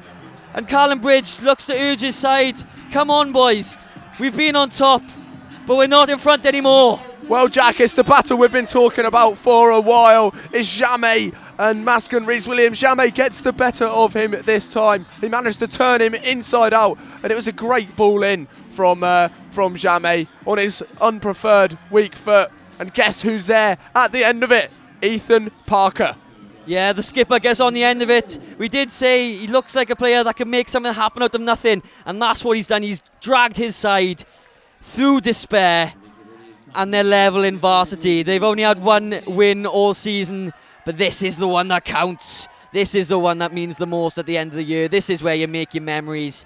And Worcester are level 1-1. This game is absolutely wide open now, Jack. It's been all Gloucester, you have to say. But as you said, it's 1-1 now, and I think Worcester could go and push on. Gloucester will not be happy with that one. But yeah, Ethan Parker, what a moment for you. Just like they did last year, Worcester will look to gain the advantage in this second half as Gloucester look to make the change. Captain Dylan Venn. Wow.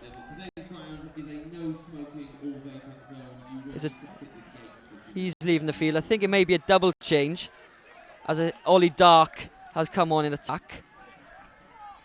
I think he's come on for Rory Hunt. And the captain Venn has been taken off. Harry. Wow. He had a good game, Venn. Yeah, at the back. He was just beaten by Jamais, so it may be an injury potentially that he took into half time that could be just forced Jamais around him as Bridge looks to get the beating of the Worcester defender and wins the corner. So yeah, just the two changes, and you know, there's no messing about by the bench from Gloucester. Obviously wasn't happy with what he saw, but yeah, Ollie Dark in an attack for Rory Hunt. Gloss comes straight back the other end and have a corner which will definitely be whipped in by James Blackman. We'll see. Will indeed.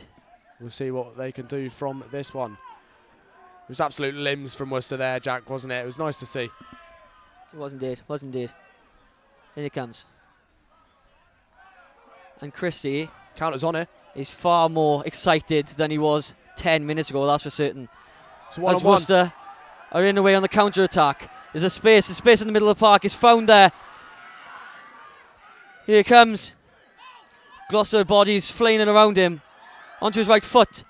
A good save by the Gloucester keeper, Dan Smith. I just wondered if Adam Smith could try and find one of his other players. He was at a really tight angle to try and score. The positioning of Dan Smith was perfect, as it is being most of the game. But it is promising from Worcester. They're looking up, trying to go and attack, and doing quite well. Very promising stuff. Yeah, this, like you said, Harry, this game is open right up, and there's a couple of players down, one being the keeper Smith, who put his body on the line to stop that from going anywhere past him. He unfortunately looks in a lot of pain, Jack. That could be an issue. Dan Smith, also a player for the UoG men's cricket side, so a few cricketers in the stands may be worried seeing him down as well, but he's been, despite not keeping his 4th clean sheet of the season, he's been excellent so far. And he does look in an awful bit of discomfort with his right knee by the looks of it. It's the goal scorer, Ethan Parker, down as well. He looks like he's returned to his feet. But keeper Dan Smith could be an issue for the Gloucestershire goalkeeper.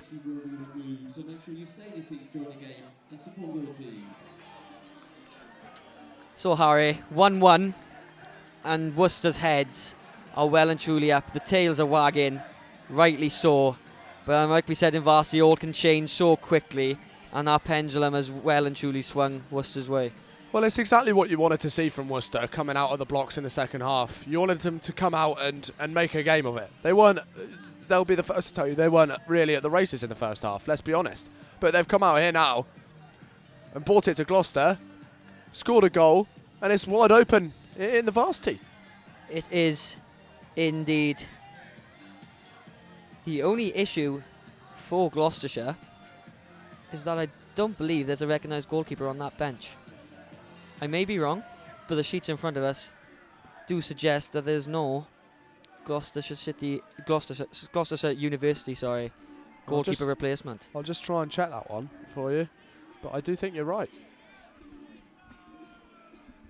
This could be a massive issue for Smith.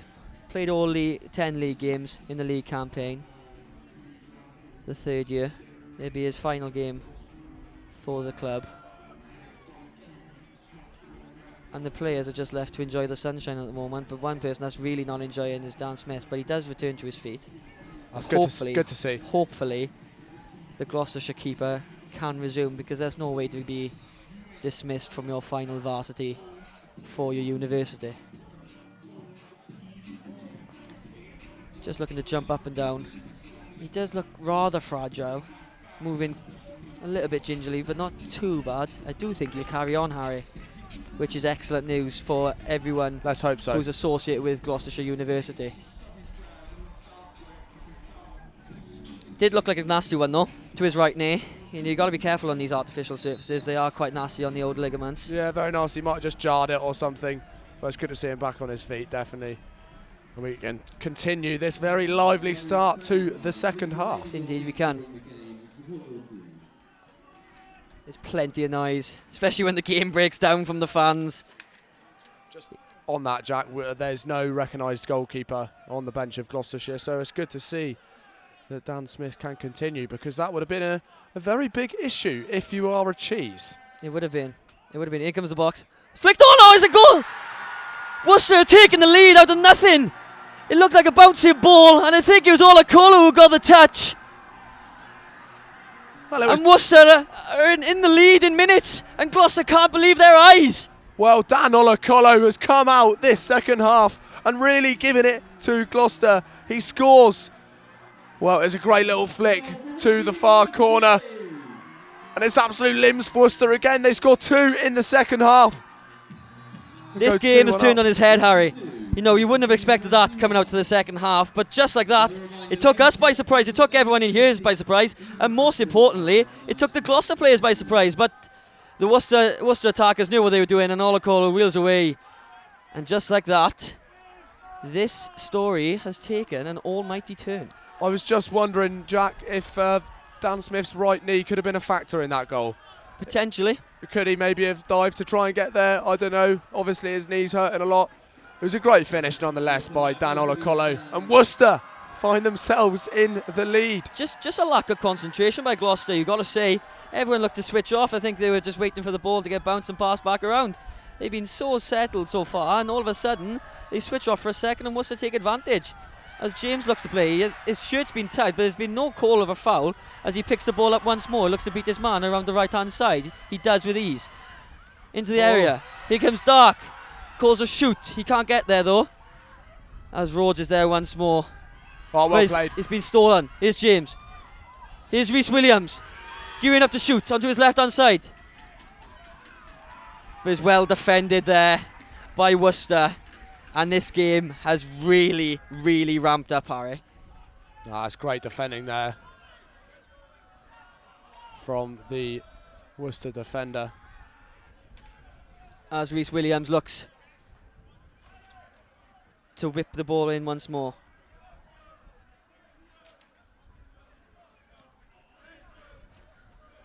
Here's Williams once more. There's a clattering of bodies there. But the play resumes as Weaver looks to beat his man. He beats him for strength. And the ball goes out for a corner. That was very nasty on the edge of the box. That looked really nasty, Jack. He just found himself in the middle of 2 players there. Did Adam Smith. He looked like he'd been cut in half. He was almost a magician's assistant there as 2 Worcester defenders looked to dispossess him. He's up all right. Could have been a bit of winding there maybe. It definitely looked like a heavy fall to the ground. Here comes in for Gloucester. Ben looks to flick it on. Ben Brown, that is. But it goes anywhere. And he's back with Worcester as they look to play out from the back, as they often are. But Dark gets it there before kicking out of play. You'd think, Jack, that Gloucester are going to dominate this next 10 minutes. They'll really be looking for that third goal. The missed chances in the first half could end up being a bit of a factor in this varsity game. One thing that will need to be required is noise from the fans. There's plenty of noise by the Worcester end as we talk right now, but Gloucester in numbers, they need to make their presence felt. They need to be the noisiest. You just got to think, will the absence of the captain Venn be an issue as they go behind? For the first time, they're staring defeat in the face, Harry, this year. If you're Gloucestershire, you want Oakley James to be on the ball as much as he possibly can. As Williams whips it into the area, but is safely collected by Christie. Cap is still off, by the way, for Toby Christie. You're not going to let me get over that one, are you? Absolutely not. So it is Gloucester 1, Worcester 2, as Worcester get on the attack, but looks like a handball in there, so it will be a Gloucester ball as Brown looks to get his side underway. Bridge will drop back all day long and try and make things happen, won't he? Tell you what, that's the first time I think we've spoken about him in the second half, mind. He has been a little quieter so far this second 45. He'll hope to get nice and busy like he was in the first, with a new strike partner now in Dark. He hasn't found the ball at his feet enough, really, this second half. Worcester have more been controlling the possession. A massively different story to the first half. And if you're a source, it's going to have a happy ending. Good little touch in there. It is a good touch there by Olakolu, and it almost looks like these two sides have changed forms. Worcester are playing with a bit of confidence now into the lead, and Gloucester look like they're the ones chasing it. So it will be a free kick just inside the Gloucestershire half, as the Wallies make a lot of noise once more, as a few substitutes over on the Worcester dugout. They're not keeping their disguise very well, are the Wallies? be an easy book, that one, wouldn't it? You can hear them from a mile away. Gloucester very loud as well on this left side. They are. They're going to have to get behind their players. The blue sea. There's plenty of blue there.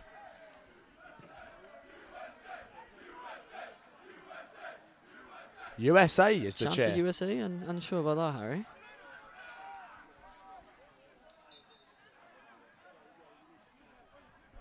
It may and truly well be for Jax Hunt, who's one of the UDA students at the University of Gloucestershire.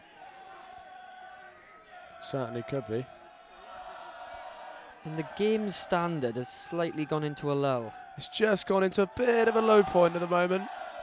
Gloucester need to get that ball back, get it into Worcester's half and start scoring some goals. Here's Brown. And the Worcester press is imitating Gloucester's of the first half as Brown looked to get that clear, but he was cut out by a pressing Worcester attacker. I think Smith will look to go long here. You'd think so. And that knee failed him once more as that goal kick was taken. That but up the field. Does not look good. Here comes Smith. Still Smith. As he enters the area, a bit of a toe poke and he's gone sailing over the stand. Bit of a wild effort really, but you can't knock him for trying, you know. Bit of pace built up, a few defenders on his tail. But just... I think he was looking up, Smith, to try and find the right pass, but unfortunately for him, the right pass wasn't quite on. He had a little stab, because why not try and score this goal? But Smith couldn't quite capitalise on a little opportunity there for Gloucester. Most we've seen in the last 10 minutes, actually. Yes, indeed. And there has been another change for Gloucester, and it's Rhys Williams who's left the field of play as Ryan Barnfield takes his place at left wing back as Worcester come on the attack. It's cut out by Blackman, but it's still required for Dan Smith to do a bit more work, and that knee is really giving him some grief, Harry. Well, for a man playing with one leg, it's really well done from Dan Smith. You can see he is in some real discomfort there. I hope he's okay. I hope he can finish this game in the best standard he can. But here come Worcester once more. Onto the attack, looking to add to their 2 goals. Here's Jamé on the right-hand side, whipped in right-footed, and Smith will collect. Thank God his hands still work. Exactly. But you've got to think, Harry, whether a replacement keeper would have made the world of difference. Would have been a bit of a clever idea, maybe. They do have a second and a third team, do Gloucestershire. Just putting one of those goalies on the bench could have made a bit of a difference. Smith in some, excuse me, some discomfort now. let's just hope, he can soldier on. Looks like he is. So it's still 2-1 Worcester, as this game has turned on its head. Gloucester, of course, went into the half-time break a goal ahead with a lot of confidence after their first 45. But Worcester, in a matter of moments, took the lead. You couldn't have put it better, Jack. The game fully turned on its head. As here's Brown with a throw-in. Was collected there by Rhodes. He's been excellent, Harry, like you said. Difficult first 45, but he's come into his own. He's helped the players around him in this second 45. I'd almost say that him and Jamé have been the pick of the Worcester bunch. It's a wild effort. It's a wild effort from a Gloucester point of view. And it will go out for a Worcester throw. It's that man in the middle again, Adam Smith, he's just lashed at it really. Worth an effort with nothing really in front of him. No pictures to be painted from Dark or from Callum Bridge. Gloucester can't try and now be silly with the ball. You know, they've just got to keep their composure, keep possession, and when the chance comes, it will come. But no, they don't want to be taking wild stabs from anywhere. You know, Adam Smith there, definitely a wild one. He had a bit of a wild one a couple of minutes ago as well. But one of the strengths of Smith's game is finding those players on his rights and lefts. Ex-Oxford United Academy, Adam Smith. Yeah, there's a few more changes from Worcester. Looks as though that Preston Lazarski is leaving the field of play. He clapped to the Worcester fans. As is it Auburn? Looks that way. It's Jackson Crane. Jackson Cranes, yeah. One thing Gloucester will need to do is just start to pick back up on that midfield battle they were winning in the first half. Do you think, Harry? You know, the likes of James and Dante Welch as well. They need to pick up on that ball more, bring it down perhaps, and put Dark and his strike partner Callum Bridge in behind. Well, that's where Gloucester had most of their joy throughout that first half, in midfield, playing it right to Rhys Williams, playing it left to James Blackman. But yeah, Worcester have come out fire in this second half, that's for sure. Probably halfway through the second half now. Still plenty of football left to go, Harry. That's for certain. Plenty. As Bridge looks to pick up the ball. It's a bit of a high foot there, but nothing played. Here's Blackman. Little chip over the top, but he's still going, Blackman. As Rose looks to defend and he gets away, only as far as Bridge. Here's Bridge on the right-hand side of the area. Looking at a brilliant bit of feet by Bridge as he gets into the box. Oh! But it's just past the post. Callum Bridge. It was an incredible bit of skill to carve himself open, the opportunity. And he just thrashes it wide to the left of the Worcester goalkeeper. That's more positive from Gloucestershire though. That is what they need. Lovely, lovely skill. Just can't quite capitalise. It was brilliant by Callum Bridge, the Welshman. Little bit like Hal Robson-Kanu on the Cruyff turn against Belgium in that all-important Euros campaign. That was lovely. Unfortunately, he wasn't faced towards the goal, staring Thibaut Courtois in the face though. Can he do it on a warm day in Gloucester? That is the question. Press back to Smith, who wouldn't want to be running after too many balls with that knee. And you just think, Harry, that ball might be better just being put out to play and just, lick your wounds and get back to it. Well, surely someone from the sidelines has got to be telling these Gloucester boys probably not to really go back to keeper. They know that Dan Smith's struggling. They know that he's not at his quickest right now. As it goes into the box, Jamé looks to pick it up, and he's been Worcester's best player as he picks it up in the edge area. Left of the area, left of the bar! And it's been tapped in by Olakolo. Jamé's effort. He's got a wonderful left foot, we did say, has hit the bar of Dan Smith. And Olakolo is left with the ball at his feet and an empty net to tap in. No Gloucester defenders anywhere around them. And Gloucester can't believe their luck. Worcester, absolute scenes. Olakolo couldn't believe his luck, Harry. Well, it's Jamé with the initial attempt and he hit the bar. Absolutely unreal scenes, but who was there? It was Manny Olakolo. He was there to tap it in to an absolutely open net. He will be thanking his teammate Jamé there. Manny Olakolo, well played. to be there in the right position. And we can see the mood has definitely changed. Weaver's brought in his side and he's rallying them. He's saying, let's get back into this, lads. Plenty of football still to play. You can see him. He's giving everyone a piece of his mind as he gets back into position into centre back. But you got to say, it's looking unfavourable. We thought if Worcester were going to get a goal, they could be dangerous as they flipped the script in the second half of last year's Varsity. What a moment, Jack, for Maniolo Colo. Absolutely unreal.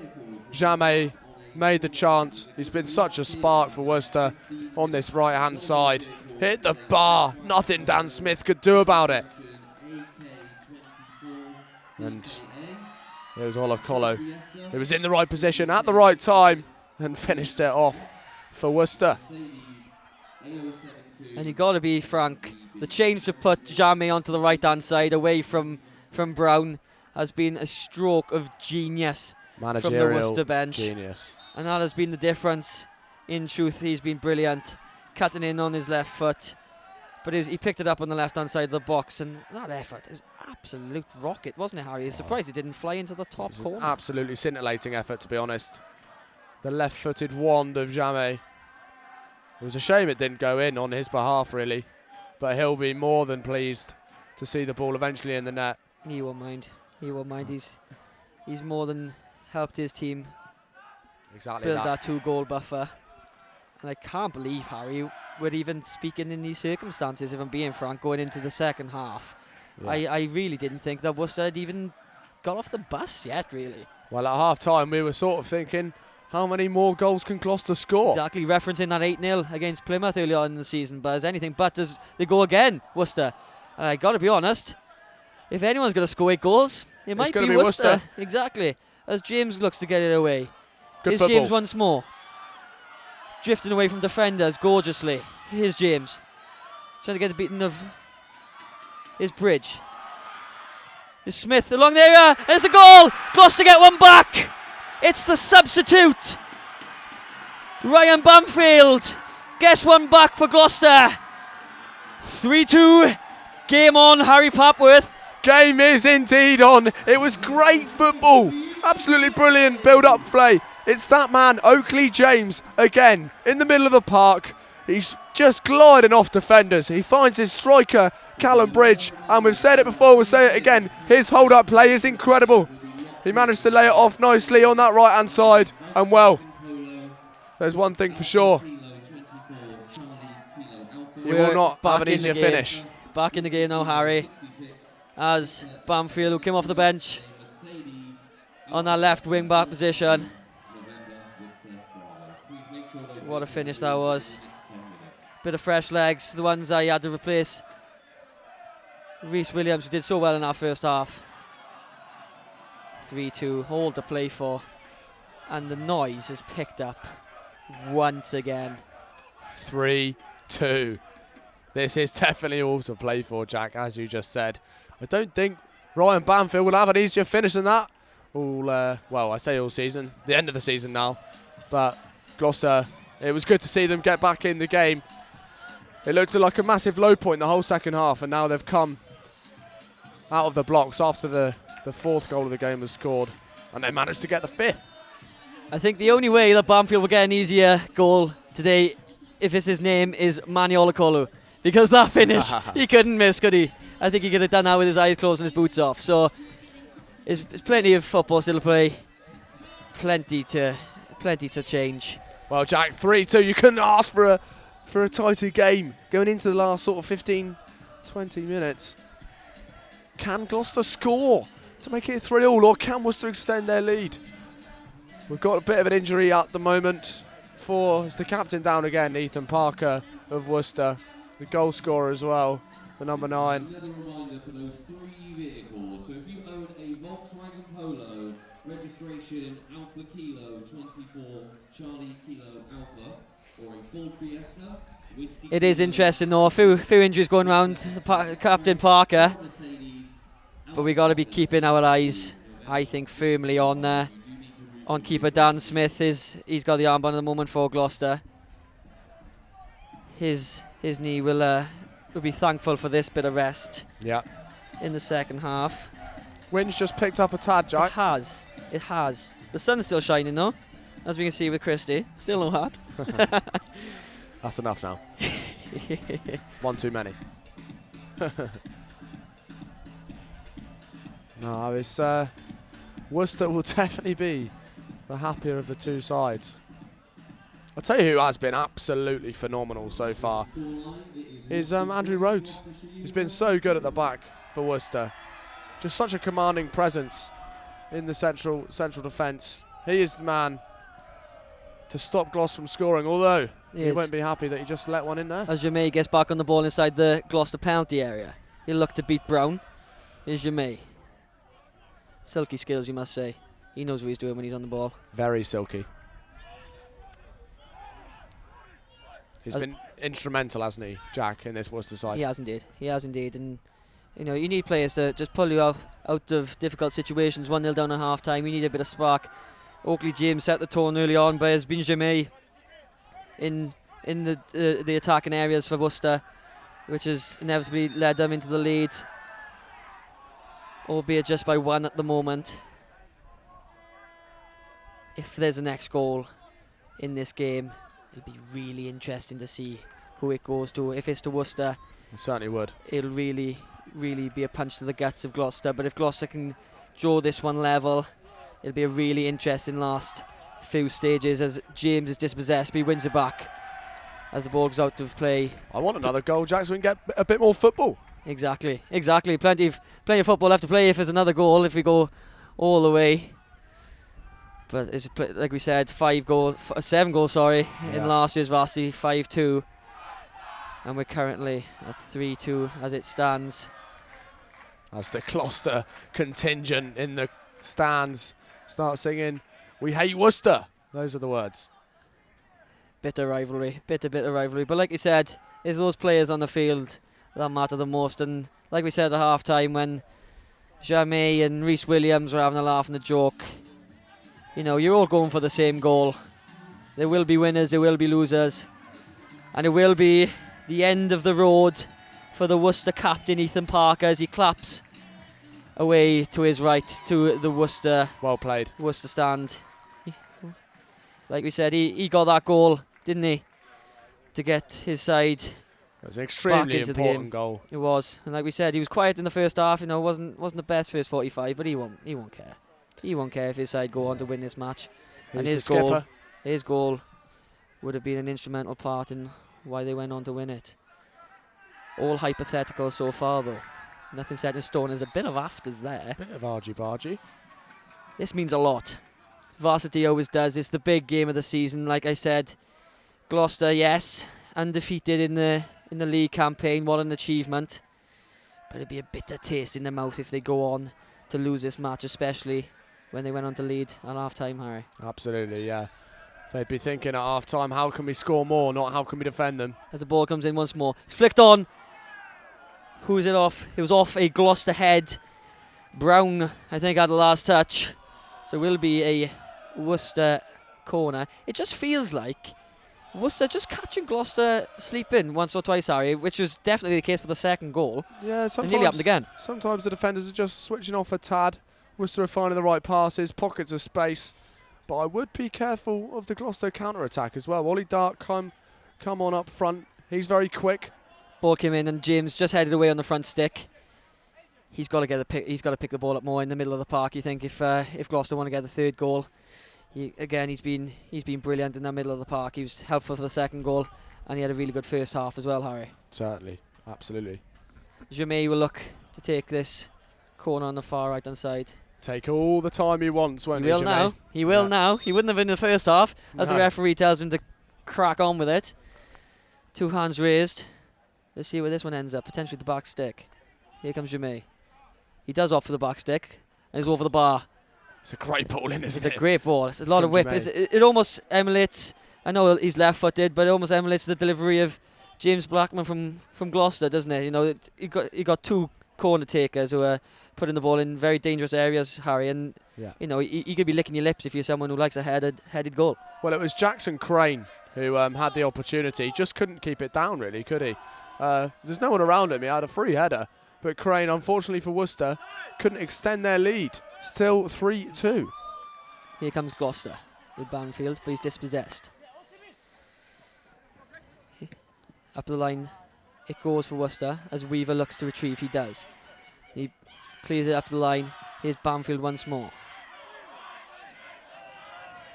Here's Dante Welsh. Plenty of Worcester bodies around him, but he's able to scamper away. Well played, great turn. And Drop of the shoulder there. But Worcester are able to nullify any threat to bring this game level as it comes out to the left-hand side. The right-hand side, sorry. As in with the captain now, Oliver Taylor-Bradley, the new skipper, as he finds Olakolu. He looked to add to his goals. Oh. He's beaten his man brilliantly. Looks to get it through Smith. But despite one knee, he's not going to let that one go past, Harry. It's a great bit of trickery on this right-hand side from Olakolu. So just sort of ball rolls around defending. I think it was Ben Weaver defending there. Some great skills from the Worcester right winger. Started on the left, now on the right. Very interesting call from the Worcester management. He's finding a lot more joy on that right-hand side, definitely. And I feel like he'd be much more grateful for being on this right side because he's had to take about 4 corners in the last 3 minutes. I think that's more than all of the Worcester corners combined in that first half as he looks to get the ball in. Low effort that time, away by James on the front stick. And Gloucester will look to counter-attack. A space on. He's played long, but Bridge couldn't quite twist his head round enough for it. And Worcester pick the ball up. Here's Olakolu. Still Olakolu. Look at the right effort, but it's tame. Tame and wide. Bit of a tired effort, perhaps. Yeah, very plenty of tired subs. effort. Plenty of subs on this field at the moment now, as we go into the final few stages. Gloucestershire just need to go back to the first half where they were keeping the ball from Worcester. Just play a bit of keep ball for a bit. Get a bit of confidence up. You know, get the ball up the field. Get it into those feet of the wingers. The feet of Oakley James, who's been sensational so far. What a ball there. Here comes Dark. Banfield, sorry. He'll look to find his strike partners. Here's Banfield once more. Looking for Dark. Here's Dark. Will the ball beat him? He will. He'll run out just for a goal kick. That is unlucky though. Banfield looking to get into certain areas to really test that Worcester defence. This bench will be crucial to Gloucester's comeback if they're going to have one.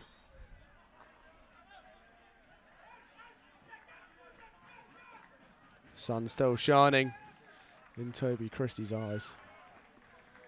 The Gloucester fans have gone a bit quiet as so far, clapping the man who's just gone off there. It's Callum Bridge. No, it's not, sorry. Couldn't quite see. I think that's the man in the middle of the park. I think Adam Smith has left the field. It is. Adam Field has left the field of play. In his place is Ben Alfred, the young man. His first appearance, Jack. Yeah, there's a couple of the boys off the bench for Gloucester. You know, Callum Bridge, he started in the second side before Gloucester realised how much of a talisman he could be. As Dante Welsh looks to play in Banfield. Here's Banfield into the middle area. Here's Dark. Right-footed effort. He's been blocked. It's great attack from Gloucester. It is great attack. Down this left-hand side is Henry Dante Welsh linking up with the main man, Oakley James. And the Gloucester fans are getting rowed along by their players, James and Dante Welsh, trying to encourage some noise, which is all they need. Tired legs now, tired heads. But that little bit of shouting and screaming can get you over a line in a game like this as the ball's whipped in by Blackman. But Christie, very commanding. He's going to command that. That attack there all started from the back. It was Ben Brown, found his man in a little pocket of space. Oakley James, who, well, passed it on to Dante Welsh, seared down the left-hand side. Found his man, got the cross in. It was into Ollie Dark, who just couldn't quite find enough space to challenge the keeps. 3-2. Weaver plays up the field to Dark, but Dark was in an offside position, so he'll leave that be. As a bit of hoofball gets underway, but is quickly... Worcester are the glad recipients. Exactly. As Worcester look to take any sting out of this game now, just slow it down slightly and play as much football inside that Gloucester half as it's flicked on. Across the face of goal, but Ben Brown is the only one in the box. His heavy touch, though, has left him in a world of bother. And Ben Brown is still on the floor as Worcester come to attack. He's across the face of goal, and it's just away. Ben Brown's still in a bit of discomfort as Worcester keep coming. And is with keeper. Ben Brown is in a world of bother there. With Smith. Oh, it's got cramp. It's cramp. I thought it was ACL for a second there, I Jack. thought that could have been really dangerous. It's good attack from Worcester. It almost looked like he was in quicksand then. Brown as the Worcester attack. It unfolded around him. He tried getting up, but he was just crawling back. Yeah. You know, he's a man that, you know, he's very prideful in the way he plays, as we saw in the first half. But his legs just wouldn't allow him to get back up. And I tell you what, you wouldn't want cramp in those legs, Harry. No, there. Well, I think he should be very thankful how long his legs are, Melman. That's what they call him, with some very long legs. Actually helped him just there. He took a bit of a heavy touch, didn't he? And he was grateful he could slide in and get there with his legs. Here come Gloucester. But he's been cut out on the right-hand side, left-hand side. Good challenge there. Was a great challenge. From Jude Malmesbury. Sorry, no, that was just if on fire. Here's Blackman. Whipped the ball in. Great area. Bridge looking to get on the end of it, but he can't. It's up in the air. His advantage Worcester, but the ball will be away by Olakolu, who will say, I'll kick it to you, lads. Wallies, you got to hide this ball for me.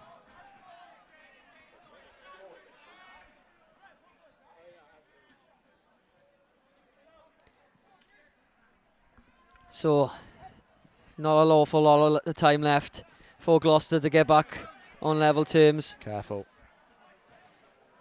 As Smith will look to dispatch this up the field. He's hoofed that when his knee's looking a bit better, thankfully for Gloucester. But it just seems like it's broken down slightly this game in the middle of the park, doesn't it? A bit more scrappy. Gloucester in the first half really controlled that midfield battle almost, with Danta Welsh and Adam Smith, Oakley James in there. Just this second half, Worcester, maybe they're a bit fitter than Gloucester. I don't know what it quite is, but in the midfield they are dominating. It's sort of just switched around. In the first half it was Worcester counter-attacking. This half it's more Gloucester counter-attacking. Worcester have more of the ball. And you got to say, I think it's that change of shape. As soon as Venn went off, our 4-3-3 has not been great as Worcester come once more. But is away by Gloucester as Oakley James heads it back into a poor area, and Brown looks to get it away through Dante Welsh. He's been brilliant all afternoon. Here's Welsh. He looked to get his head up. There's plenty of space as Bridge is on the far touchline screaming for the ball, but it won't be anywhere near him as it carries on, and that will be a foul. Gone to the back of his legs there.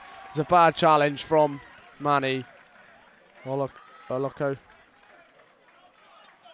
It's great play there though by Jax Hunt, and it will be a Gloucestershire free kick. What a dangerous position, especially if you've got right foot. Yeah, like James Blackman's right foot. You'd hope it would create a chance for Gloucester. The fans will be hoping it creates a chance for someone. Only 2 players back for Gloucester. It'd be interesting to see what kind of area this ball's put into Far as post. we head into the final seconds of this match. As Blackman gets into the area, it's dark! Oh, and Christie gets his hands on it. Grateful hands. And as we head into the final few seconds, Christie will hope that that's the last bit of action he'll be called into. Jack, that is superb football all around. What an absolutely brilliant delivery from James Blackman. But it was Toby Christie who got his hands on the ball. I thought it was going to travel through over to Brown, but I couldn't quite see the yellow top of a grateful Toby Christie. And Gloucester cannot capitalise on a great chance. That could very well be the last moment for Gloucester as we reach the end of this match. And what a match has been, Harry. Yeah, it's been a great game so far. Worcester are just unveiling the last of their substitutes. Worcester 3-2 up. All 3 in the second half as well. It's been a great second half. 3 goals in the second half of last year's Varsity and 3 in this year's too. They're not afraid to leave things late as they look to build once more. Here's Olakolu. Good challenge there. It's Ryan Banfield with the challenge.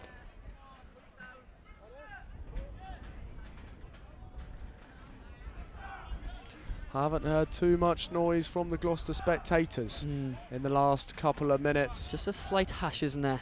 A slight bit of nerves around the arena. Yeah. As Worcester come once more. It's going to get whipped into the right-hand side, over the top of everyone, and Blackman will look to dispatch his teammate on the far right-hand side. But Olakolu, what strength by the man, wow. and he's drifted past James. Here's Olakolu, still Olakolu. He's brought down, but no real contact, and Brown will pass it back to his keeper Smith, who will look to get his side back on the attack in the final few stages. The strength and the skill from Olakolu there was incredible.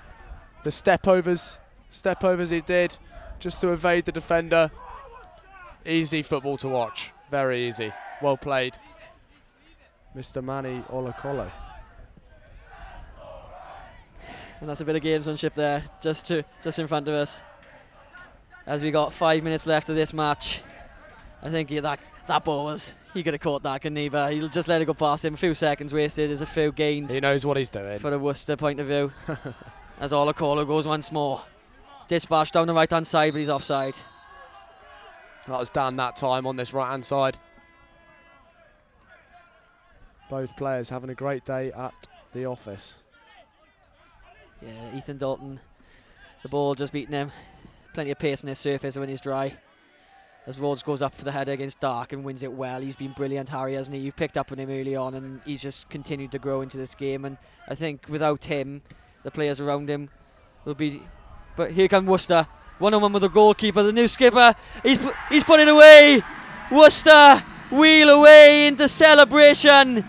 And it's Oliver Taylor-Bradley to put Worcester 2 to the good once more. And you must say that could be 4 fantastic goals in the second half for Worcester. Gloucester looked defeated, Harry. That was possibly the best worked goal of the day. It's down this right hand side. It was an incredible through ball from Yusuf Rafai, and he found his man Oliver Taylor-Bradley. We've not really mentioned him so far this second half, but wow, what a finish it was to get past the goal of Dan Smith. And it's Worcester, the grateful scorers. They make it 4-2 in this year's Varsity. Wow. 4 second half goals for Worcester. Yeah. And you've got to say, will Gloucester look at that first half with a lot more regret than they might have when they're heading into the half-time break, Harry? Well, it's a bit cliche, Jack, but this really has been a game of 2 halves. It really, really has. Yeah, Gloucester all over it first half. Worcester all over it second half. They have been very, very clinical this second half. Not many chances they've had have gone amiss. And you got to say as well, that goal going to the right of Smith once more, as that knee paid the price, the ultimate price for Certainly Gloucester. might have done. Gloucester won't give up yet, though. Absolutely not. As the ball is dispatched deep into their half, as it's headed back towards Smith. Smith will look to get this away nice and quick as he looks for Brown. He is struggling. Just limping there, Smith. And Brown's ball is cut out by Olakolu, but there's no players around him. I think Worcester will happily just sit back, put 2 banks of 4 in front of the Gloucester attack and say, come on, 2 goals in 2 minutes. Let's see what you have. Here's James. It's been a shame for James. He's been brilliant so far today. Bit of a quieter second half. Oh, it's been given away. Very close there as Christie clears the ball. But it's with Bridge, who lashes his right foot to it. It's Bridge, it's the post. And has that gone in? Has that gone in? It's been given. Go! It's been given. The goal has been given, and it's Callum Bridge. The ball came off the post, and Christie rolls the ball away in frustration. You'd hope for a bit of goal line technology. We don't have that luxury here at Gloucester City. But Worcester's lead has been cut to 1 once more. And it's Callum Bridge with the goal. Well, Jack, I thought it was more of a sort of stab in the dark. Definitely. It looked like really slow. It looked like it was going wide from up here. But Callum Bridge is so grateful. It's a long shot from outside of the box and it just loops in to the goal of Toby Christie. And Gloucester are still in this game. It's 4-3. Can Gloucester do this? Is there enough time to turn the tide once more? What a finish from Callum Bridge. 2 goals today for that man. He just is a goal scorer, isn't he? He is, out and out, out and out. He knows where the goal is and he backs his ability on the half volley. Whack. A performing arts student, Jack. Brilliant voice by all accounts. He'll be singing loudly if he can turn this around for Gloucester. I think Valerie is his song of choice. Oh, really? Bit of argy-bargy here between Worcester and Oakley James.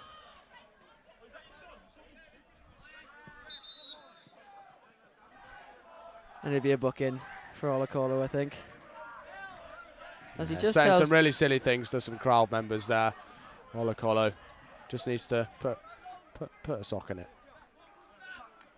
He doesn't want to overshadow a brilliant performance today, does he? So, as we get play resumed, as Dark looks to bring it down. And Olakolo, he needs to be careful. Has just been booked. He's getting a bit angry, isn't he? He has, yeah. He's just getting a little bit carried away. He doesn't look too pleased. It's almost like his team isn't in the lead. As we head into the final 2 minutes of play. I said earlier, 2 Harry. minutes. I said earlier, Worcester will be happy just to get behind the ball as they were 2 in the lead. But it's a difficult situation when you're just 1 ahead. It's a dangerous position to be in, Harry, isn't it? Just the 1 goal. So we look. Certainly is, yeah. We look to see what these final 2 minutes have to say as the ball strike is well wide. I don't even know if that's going to go for a goal kick. A wild effort from the Worcester substitute. Bit of cramp happening now all of a sudden for Andrew Rhodes. Is it? Gamesmanship, Who cramp. knows? Only he will. One or the other. The referees will be aware of that, though. It's a big coal mine from the linesman to decide whether that goal had gone in off the post from Callum Bridge. I must say, though, I think it was the right call. I think so as well. It looked like the ball went over the line.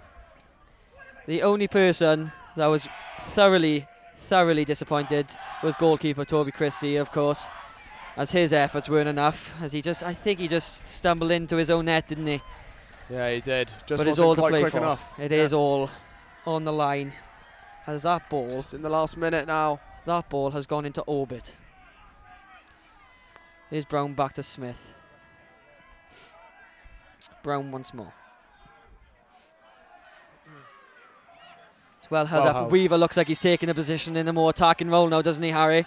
Absolutely. He looks like it's going to be some Route 1 stuff. It's more from Gloucester. It's more of a sort of 2 back now, 1 back. They're getting everyone forward here. It's the last bit of the game. Can Gloss go and do it? Blackman will look to his wand of a right foot once more.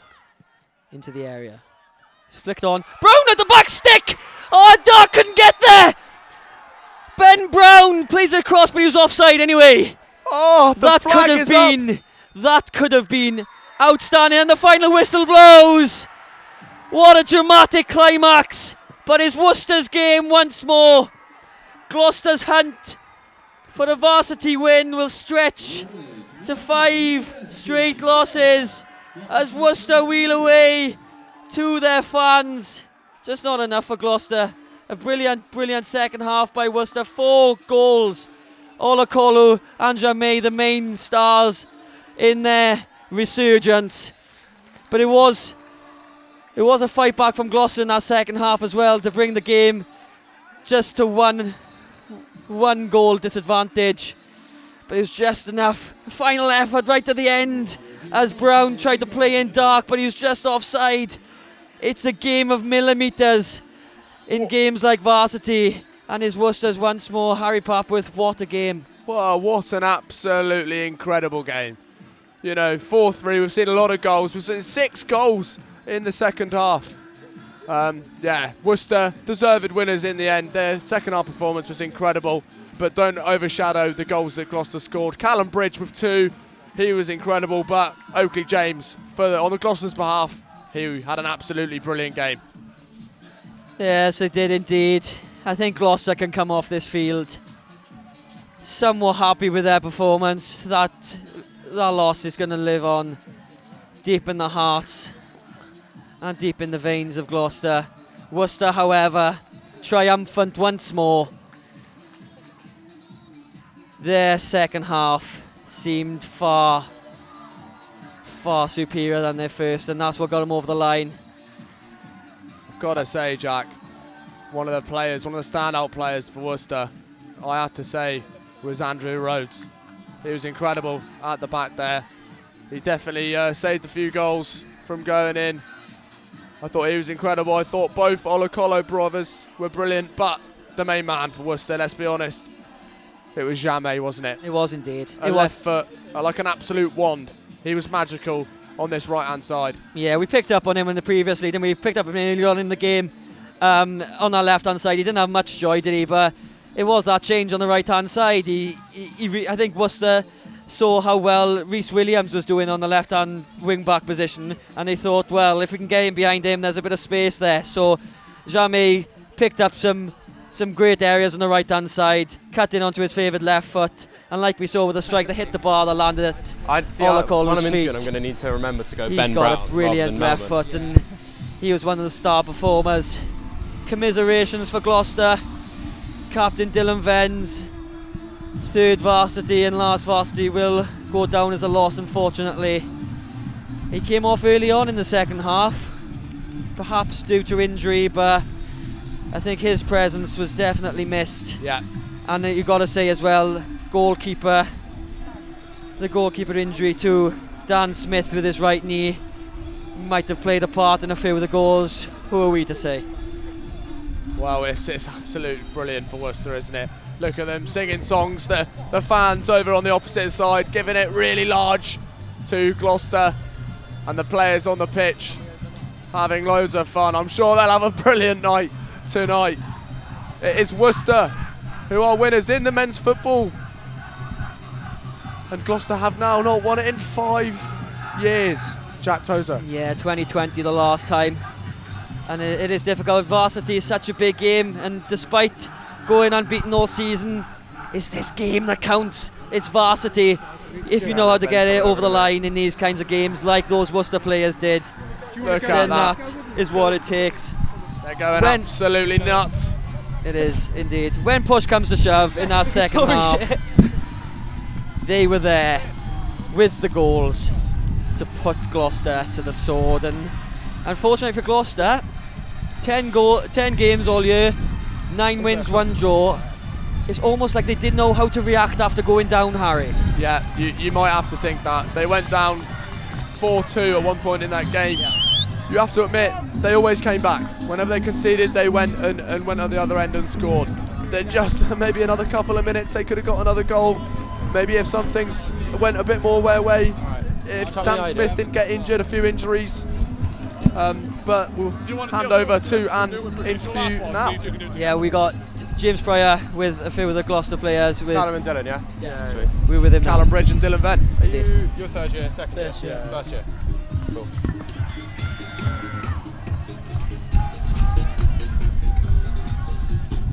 I'm here with Dylan and Callum. Guys, firstly, commiserations. How does it feel? This is my first varsity. Great atmosphere today, but to lose is absolutely gutting, and yeah, not great. Yeah, you know, we've had a good old season. Obviously, it's not nice to finish on a loss, but for the boys, you just got to remember we won the league unbeaten, went on a great run, so we've got to keep their heads high. And you say there, you know, obviously winning the league. Is that one positive to take from this season, particularly for yourself, being your last season in blue? Yeah, 100%. Obviously, it's not great to lose the last game, as I said, but you've got to look at the bigger picture. We're now upper league, and that's the main thing. You know, the league season is what you play every week, in and out.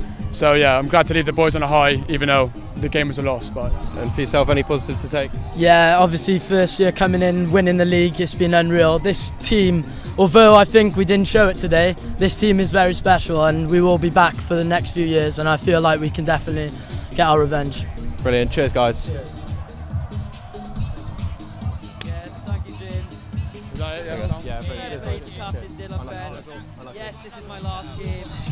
But we've gone up the league. These boys in a better place than they found them, which is Follow him.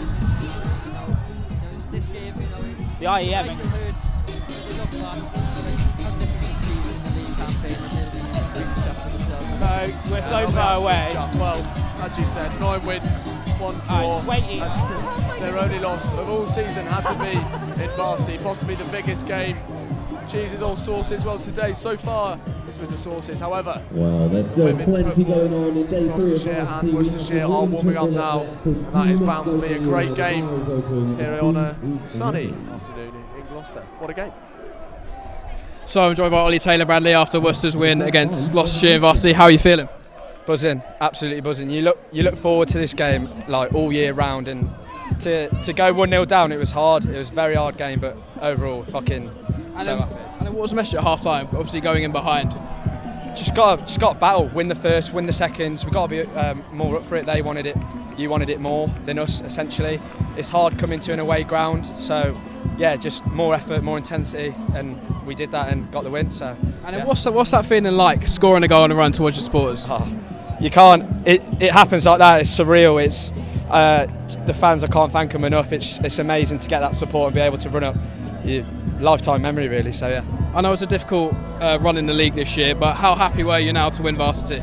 Very happy. Yeah, it's been a hard year for us. Last year we had a very good team, lost a lot of players, and had a lot of new players in. It was tough to go up a league and have not maybe a better team, but coming here today and winning it's made the season worth it. So yeah, thank you. Brilliant. Congratulations. Enjoy the celebrations. Cheers. Cheers. Thank you. Thank you.